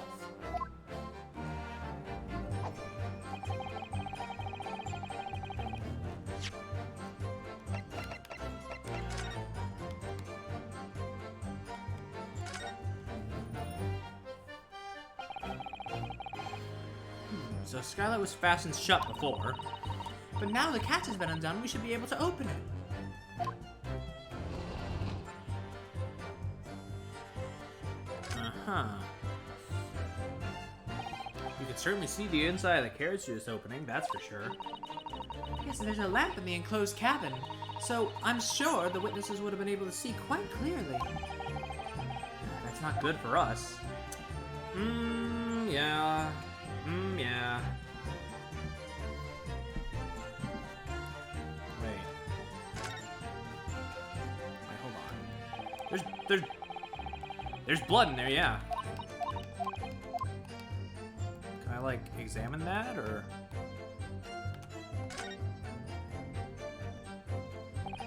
You can certainly see the inside, that's for sure. There's a light being built around there, too. That's not good for us. You're not gonna say anything? Okay.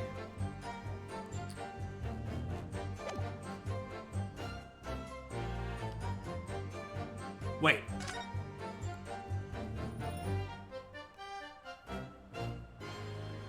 Let's just examine it one more time. Let me just examine it there. Is there anything else I needed to do? Like, he wouldn't say to examine it if it was just to open the door, would it? Nope. What? Wait, what the fuck is that? I certainly see a carriage. There's a line that you come down. It's not good for us. On the handle, dummies!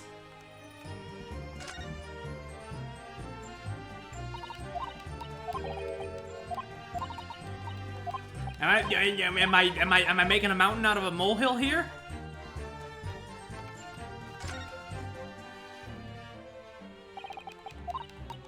No. Okay. Okay. I guess this is already prepared then. Objection! Let's consider the implications of that statement for a moment, shall we?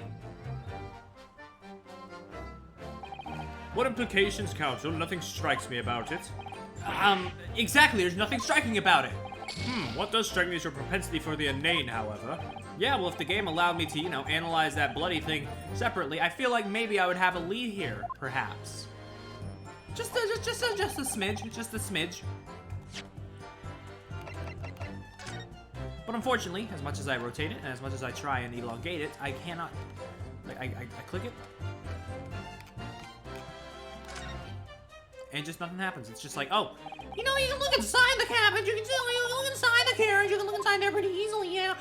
But what about the stuff on the fucking edge of the fucking light thing, huh? What about that? Is that nothing? We're not gonna address that?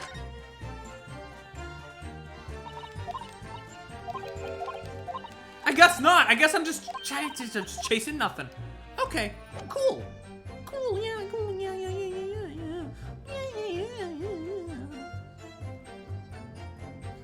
So what do I do? Huh? What do I do?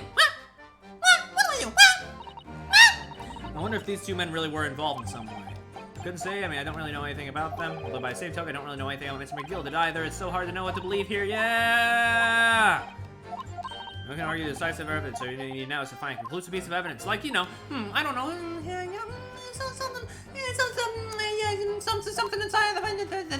Something inside the omnibus. Anything one of us would have noticed. If anything, the first thing about the victim, we had no reason to kill them. The skylight was up the entire time. We couldn't possibly have opened it. If you're sure the victim fell through the skylight, where's your proof? It's there! It's right fucking there!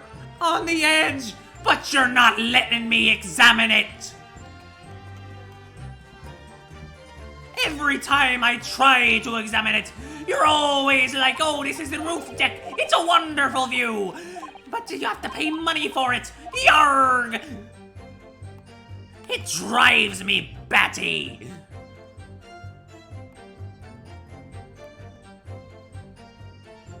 I don't know what I'm supposed to do, man.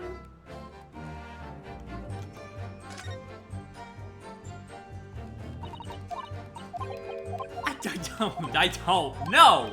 I examined the thing. It's right. I'm not crazy. I'm not crazy. The red. It's there. That's blood. I swear. I swear. Is there like a zoom in function? How do I do that?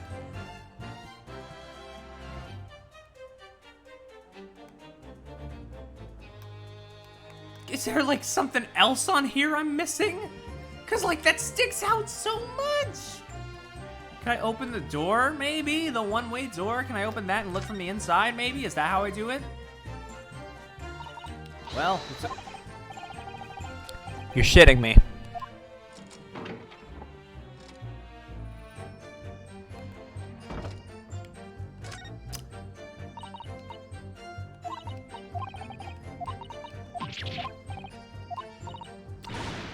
Look at this! Oh, wow! It's like what I was trying to look at the whole time! Ooh. Why would there be a bloodstain there? Surely it can't be unrelated to the case, can it? I don't know, Kevin. Maybe it's related, guys. I don't know. Is it related? Here, take this and get out of my fucking sight. On the night in question, the victim was fatally stabbed in the stomach. And immediately afterwards, the victim's body was pushed through the skylight into the cabin below. Those are the facts, and the irrefutable proof remains clearly visible in the omnibus that stands before us today in this very courtroom. What? That's a humbug! You can't possibly have any evidence. No, you can't. I mean, we didn't do it, I tell you. It's impossible. Irrefutable proof. Here, in this courtroom. Counsel! My lord! I believe everyone here would appreciate a little clarification, Where exactly within the omnibus is this evidence to which you allude? You will point out what it is that proves the victim fell through the roof deck through the skylight.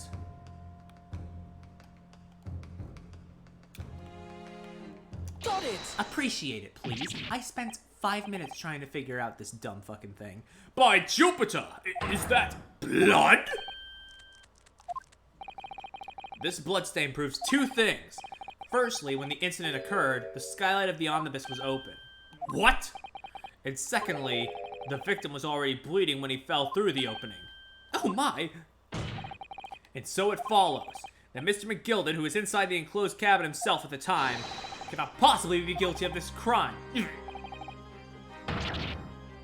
Yeah, that's right. That's right. Break down, you motherfucking Kit Kat bar mustache looking, top hat wearing, posh pretending, bank holding motherfucker. Order! Jesus, you don't have to roast him that hard. But the blood could have sprayed up there when the fellow was stabbed inside the cabin. It only found its way to that one particular spot on the skylight, sure, and that would be very convenient. Let's keep in mind that the skylight can catch only be unfastened from the roof deck. I myself wouldn't have been able to open it now, would I? But there's no way to know for certain, is there? Why don't you have a good look at the floor of the cabin between the two seats, Mr. First? 'Tis all too plain, if you see. There's the aftermath that shows the poor fella dropped from a fair height right there. So it is. What? No! But it can't be. It's all Lies! Hold it! My fellow jury members, I think we can all agree that this is clear proof of the defendant's innocence, can't we? I believe we can, yes, sir. It's clear to me now where the filthy rubbish can be found in this courtroom.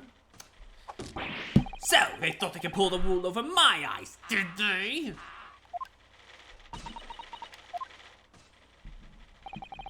I won't tolerate any of the guild carriages being sullied with blood. I won't tolerate it! Oh, I always knew that nice gentleman who gave us that delightful park couldn't have done such a thing. On three then, everyone. 1, 2, 3! Objection! Zeeks, please.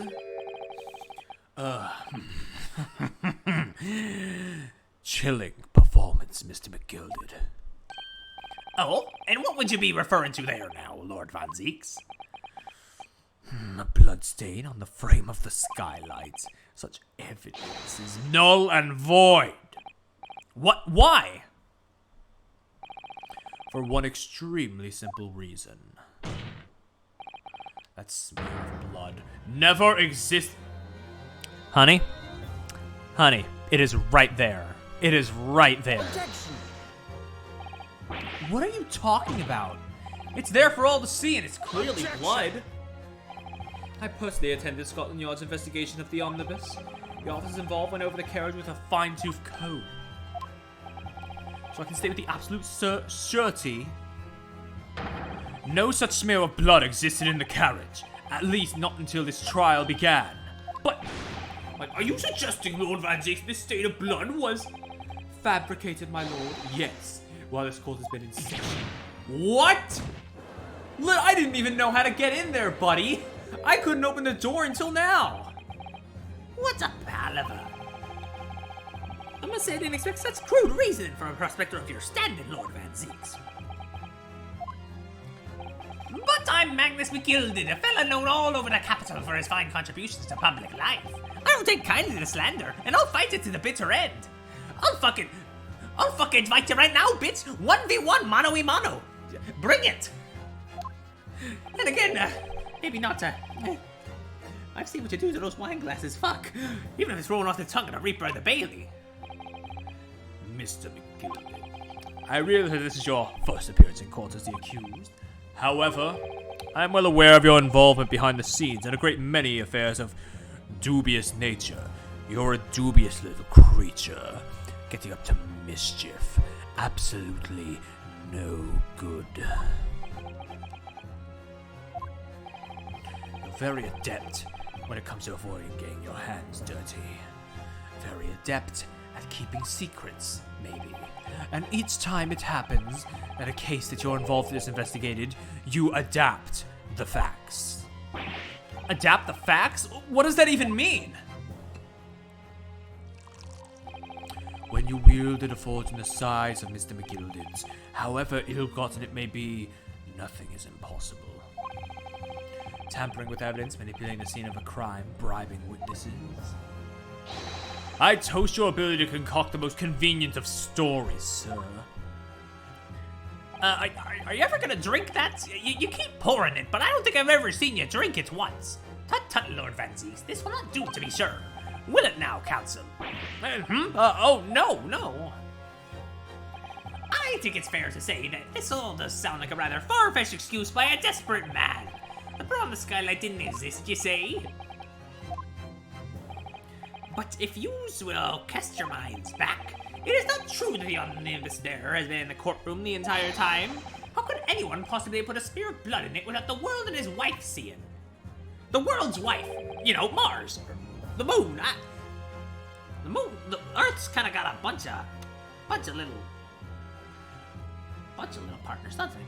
Isn't that right now, Consul? It's true. The omnibus has been in full view the entire time the court has been in session. My learned friend. Here's to hearing your opinion on this matter in your own words. As you wish. Could someone have tampered with the omnibus during the trial? If you're asking me, I think it could have been possible.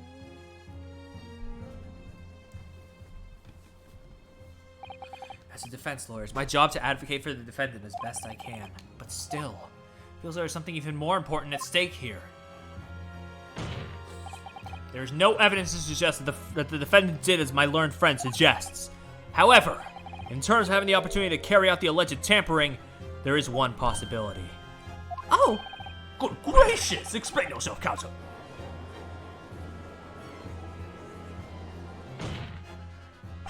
Yes, there is. It seems my learned Nipponese friend has no intention of running from this deceit. Deceit?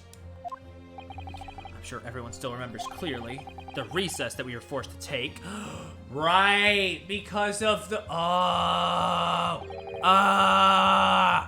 As a result of the smoke grenade fired by the witness currently in the stand, Mrs. Gina Lestrade.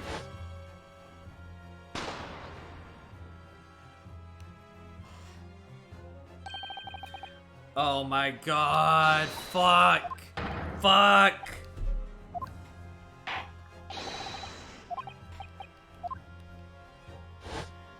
Just wait, hold on, I think I need a minute. Hold on, wait, I think I need a moment. Oh, the courtroom was filled with smoke and everyone was thrown into confusion. All of us were made to leave this chamber. In that brief interval, under the veil of smoke and in all the chaos, it could have been possible to steal inside the omnibus. Get their asses, holy shit.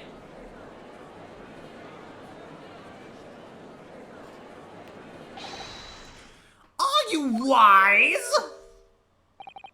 What are you trying to pull, you rotten, feckless gouger? Feckless gouger? You're supposed to be defending me. Tis a wicked plot. Tis a plot to undermine me, so it is. Honey, what are you doing? What? Whatever you think it is, it changes nothing. The facts are the same. After this courtroom was evacuated earlier as a result of the smoke grenade, a number of inconsistencies materialized in relation to the omnibus. Inconsistencies? Such as? To start with, the storage compartment underneath the rear passenger seat. When the police investigated the omnibus, this compartment was full of the driver's items. Secondly, we have a smear of blood on the edge of the skylight. As I have said, this was not present at the start of the trial this morning. Shit damn, boys, he has a point. Unfortunately, Lord Van Zeeks, no one is able to corroborate your claims. It's true. Now this is first wheeled out. Both the storage compartment and the skylight were shut. Accordingly, I'm afraid to say we cannot establish with any certainty this evidence is the result of tampering or not. Indeed, my lord. No doubt there was not a single person who saw fit to verify such things. What do you think? Sorry? About the omnibus. Is there anything else unusual? I have an inkling. My lord. Yes, counsel. There is one further inconsistency. A mark that surely could not have been present at the start of the trial. What? What in the devil's name are you going to say now? If you dare to betray me, a little maggot, you better start watching your back! Silence, McGilded. The court awaits the defense's clarification. This trial keeps swinging one way and then the other. I have no idea what's the truth and what's deception. What am I supposed to believe here? I shall have to ask you to elaborate, counsel.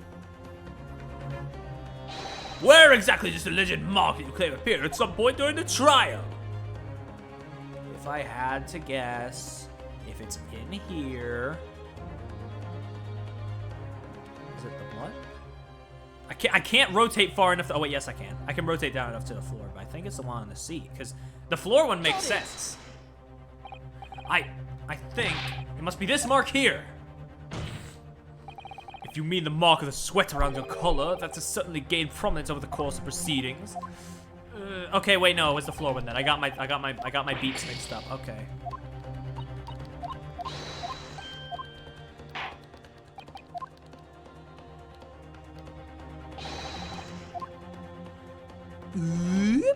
Got it! Considering the victim fell through a skylight onto the floor of the cabin, you would certainly expect to find signs of blood where he landed. But as far as I recall, this blood stain on the cabin floor was not there when the omnibus was first brought into the courtroom. Good lord! Yes, I do believe you're correct, counsel. Well said. Although, as for advocate for the defense, one might say that was a very careless slip of the tongue. I believe that bloodstain on the floor is a decisive piece of evidence. But if the question is whether or not the evidence is genuine, or whether it was unlawfully fabricated by someone, I feel compelled to admit that there's at least a possibility that the evidence is fake. Oh shit. Oh god. Here we go. It's coming to a head. Ah! This trial is over! Mr. McGilded? I've done everything I possibly can to cooperate with the court, but it is all over now. But you're the defendant. It's over, I tell ya! Memory, recollection, what people think they saw, it is all nonsense! Facts are what count, and the fact is that bloodstain is there, now! And over the course of the desperate trial, long and extremely drawn out as it has been, that good-for-nothing Reaper of the Bailey has failed to present any decisive evidence at all! I'm scandalized, so I am. I thought better of Lord Van Zeeks. Well, my lord? This trial's honestly so good, yeah. Oh my fucking god. I must confer with the defendant. This uniform recollections of an individual cannot stand as evidence. At this moment in time, the particular bloodstain in question is very much in existence. But if the question is whether or not the evidence is genuine, or whether it was unlawfully fabricated by someone, I feel compelled to admit that there's at least a possibility that the evidence is fake. In the absence of a credible method by which to prove his alleged previous non-existence, I regret to say that it would be improper for this trial to continue. Your lordship can't be serious! Lord Van Zeeks, what is your position? The prosecution, my lord, has no further witnesses or evidence to present. Very well. In that case, I believe we have explored every possible avenue in this matter. I shall proceed to my adjudication. As a formality, I am of course obliged to confirm with the defense first. What formality? As things stand at the moment, it would seem that Mr. McGilded will be found not guilty. Yeah, which would mean we've won. Is that really the right outcome here? Is it really alright for the trial to come to an end now with all these unexplained inconsistencies? Counsel for the defense, your closing statement, please. Yes, my lord. Defense believes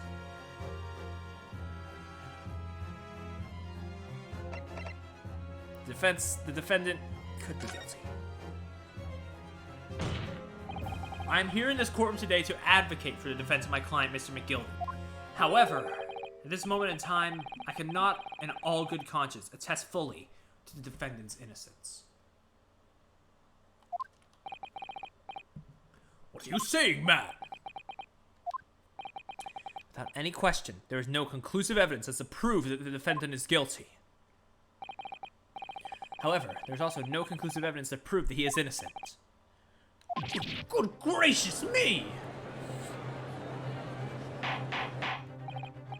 Order! Order! This is unprecedented. We've never seen this kind of behavior before, counsel. A defense lawyer calling the accused innocent into question. Are you of sound mind?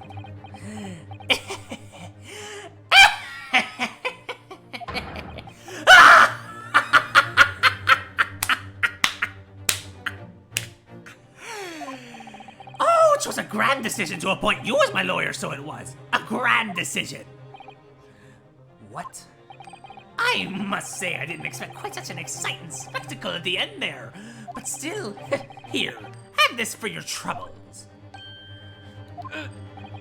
Your job here is done, fella. And the fine work you've done. So you have. What do you mean? 'Tis just as the right honorable gentleman so succinctly put it before. The trial can't go on anymore. And your closing statement there was, how did he put it now? Nothing more than a formality.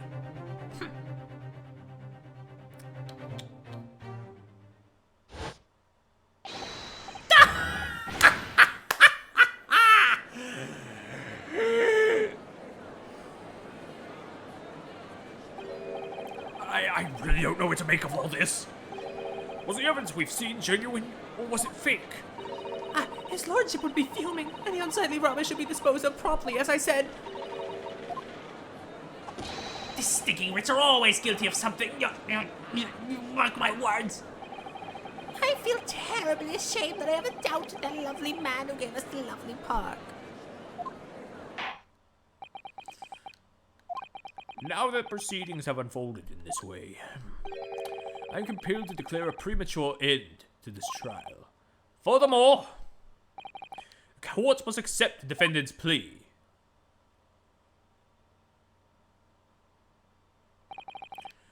I take you kindly, my lord.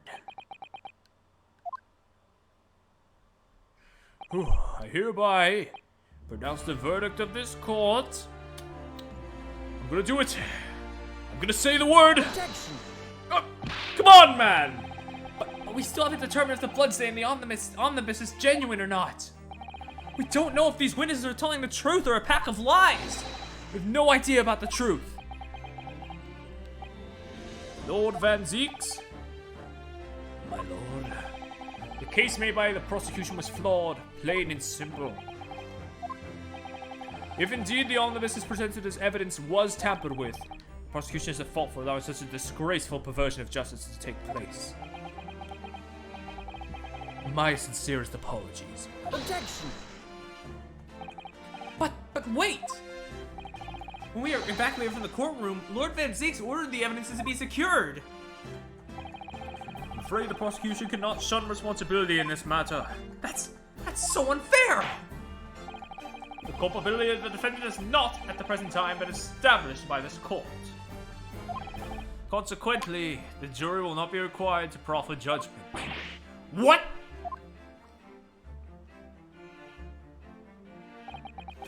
Well, Lord Van Zix, it's been a pleasure, so it has. And as for you, my dear fella, I couldn't have asked for a better defense. Do you mean to tell me this has all been a grand waste of time? 'Tis the law of the land, my good man. If you'd like to pursue this matter further, you can always go ahead and try to change the law. Magnus McGilded. Oh, good grief, you have more to say to me, have you? Just one thing. A warning. This is far from over. Well, something to be looking forward to, then. Ah! I hereby pronounce the defendant, Mr. Magnus McGilded, not guilty. Oh, fuck, that did not feel good. Oh, God,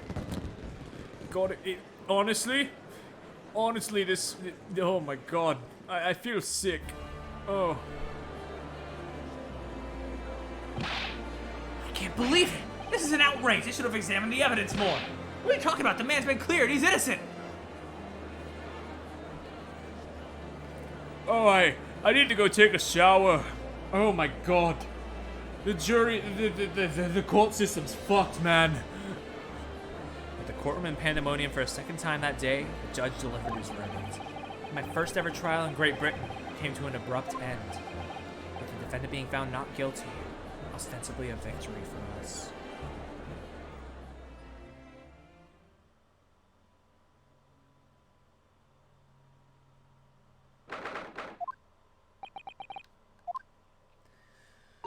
That certainly was a long trial. Yes, it was. Your first ever trial on foreign soil and your first victory. It was a wonderful performance. My heartfelt congratulations. And to you, Mr. Sato. Thank you for your assistance. I suppose we should be happy. The trouble is, we're still completely in the dark about what actually happened. Well, we didn't have enough time. But isn't it wrong? And like this is the first way a trial ends like this in the series. You just don't know what happened. Yeah, fuck. But isn't it wrong? I mean, who was actually responsible for Mr. Mason's death? We don't even know that. The sole aim of the defense is to obtain a verdict that exonerates the defendant.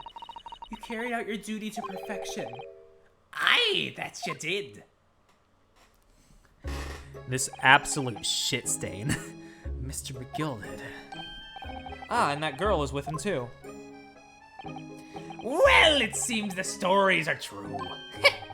Oh, what stories? About the 6 enormous fireworks they do be letting off when there's a verdict of not guilty, though. I'm sure you must have seen them now. Spectacular, wouldn't you say? Yes, definitely. I heard it was a sight to behold, and to be sure it was. And I have you to thank, I suppose, for having an opportunity to see it.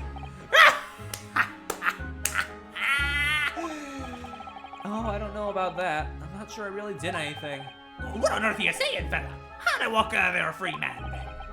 I don't think it was so much thanks to me as down to your planning.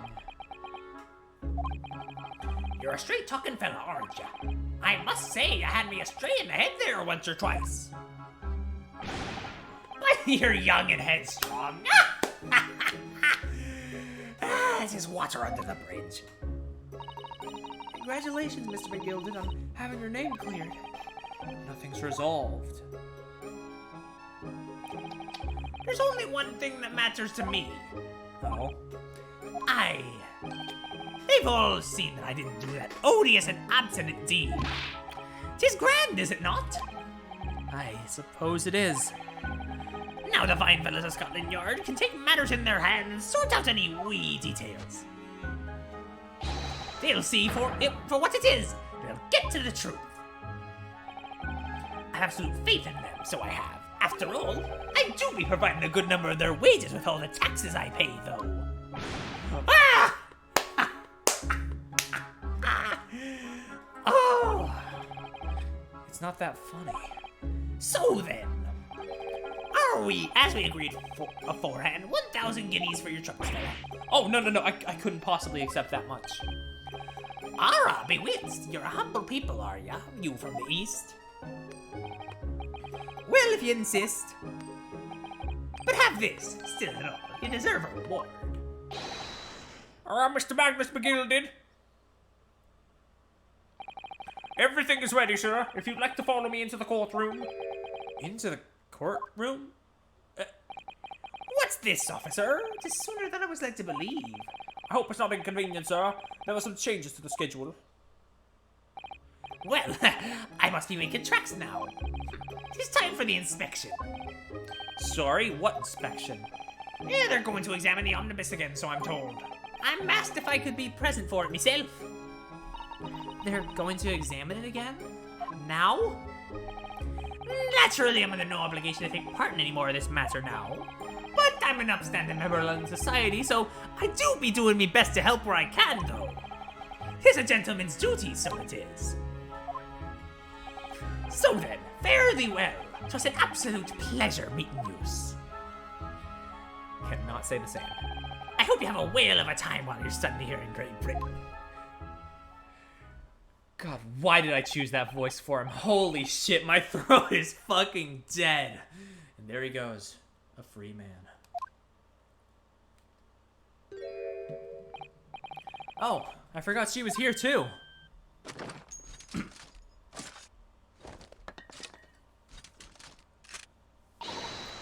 Don't move! Whereas I want to say get a move on. She really does take forever to load that thing. Miss Lestrade, would you mind putting that thing down? You're a grown-up. Sorry. And I ain't all grown-ups. Ah, there you are. Huh?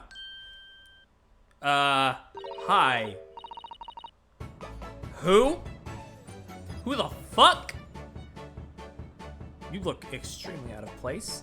Naughty, naughty, running off like that. Is this some kind of picnic? Who's this little girl now? And taking that with you as well. I was looking forward to the trial run of my experimental smoke grenade launcher. Ha! Girl. Oh, do you want to play? You won't beat me. Bigger gun. Gah. Excuse me, but who are you? Oh, good day to you. I'm, well, the inventor, I suppose, of that machine. The inventor? Well, normal smoke grenades are so dull, don't you agree? White, white, and more white. If they be shrouded in smoke, it could at least be a pretty color, I thought to myself. Do we have to be shrouded in smoke, though? At all? I just took my eyes off her for a moment while I was changing into a different omnibus, and she pinched it. Luckily, I fitted it with a telegraphic beacon. I tell her what to who to, huh? I have no idea what this girl is talking about. Anyway, you're coming with me now, back to my laboratory. What for? To apologize, of course, silly, to my technician. What, you mean say sorry? You must say sorry when you've done something wrong. Surely an adult has told you that before. An adult? I don't listen to no adults. Come along then, follow me. Fine, have it your way. Oh good, you see, I knew you'd want to do the right thing in the end. I'm fairly sure what you want is to not get shot by that massive gun of yours.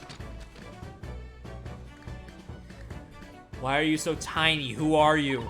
Tell me, give me a name. We'll be leaving now then. Bye-bye. I'm so sorry for all the fuss. You're just gonna walk up to me with that weird-ass pink haircut, point a gun at one of the witnesses to the crime, and drag them along with you and act like you don't know nobody? She was a lively one. Well, do you think perhaps we ought to be on our way now, too? Yes, you're right. But where to? Oh, haven't had time to find a place to stay. All our traveling cases are still with the bailiff. I was originally planning to spend today in search of lodgings, but at this late hour in the day, I'm afraid we may be out of luck. Don't worry though, I have have a plan. If worst comes to worst, I've heard of a lovely park where we could spend the night. Please tell me you're not thinking of the Gilded Park. I know it may be a little chilly at this time of year, but our youthfulness will see us through. I'm not so sure about that. I think a midwinter London night will freeze a young person solid just as easily as an elderly one. Oh dear, that doesn't sound agreeable. Now I'm starting to regret turning Mr. McGilded down. 1,000 guineas would have paid for a lovely warm room. Or mansion.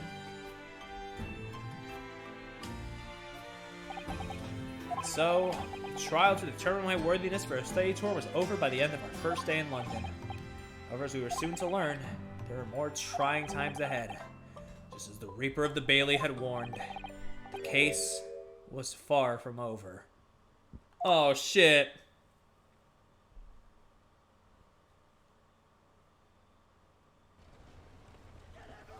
Oh god, a cutscene. Oh lord. Get the fire brigade! Water! Oh shit! Water, quick! What the? How did this happen? I don't know, sir. By the time I got here, it was already engulfed. No one was supposed to be allowed in here before we started investigating. Oh fuck. No. Oh, good God. There's someone in there.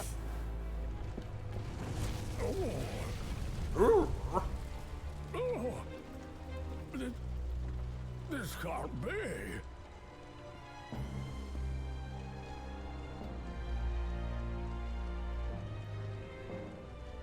But who burned in there? Oh god!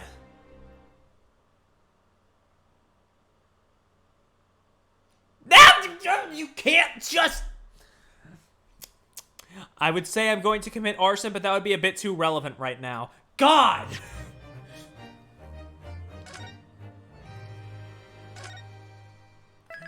I guess we will find out.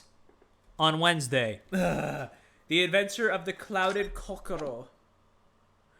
I suppose we'll find out more about that in the next one. Holy shit, my head. Oh my god, my brain. Oh. Well, thank you for coming. Thank you for staying. And thank you for watching the show. And I'll see you all next time. Maybe finishing off ukulele tomorrow. So, you know, that's cool. But then we're gonna get back to this cool shit. Fun times.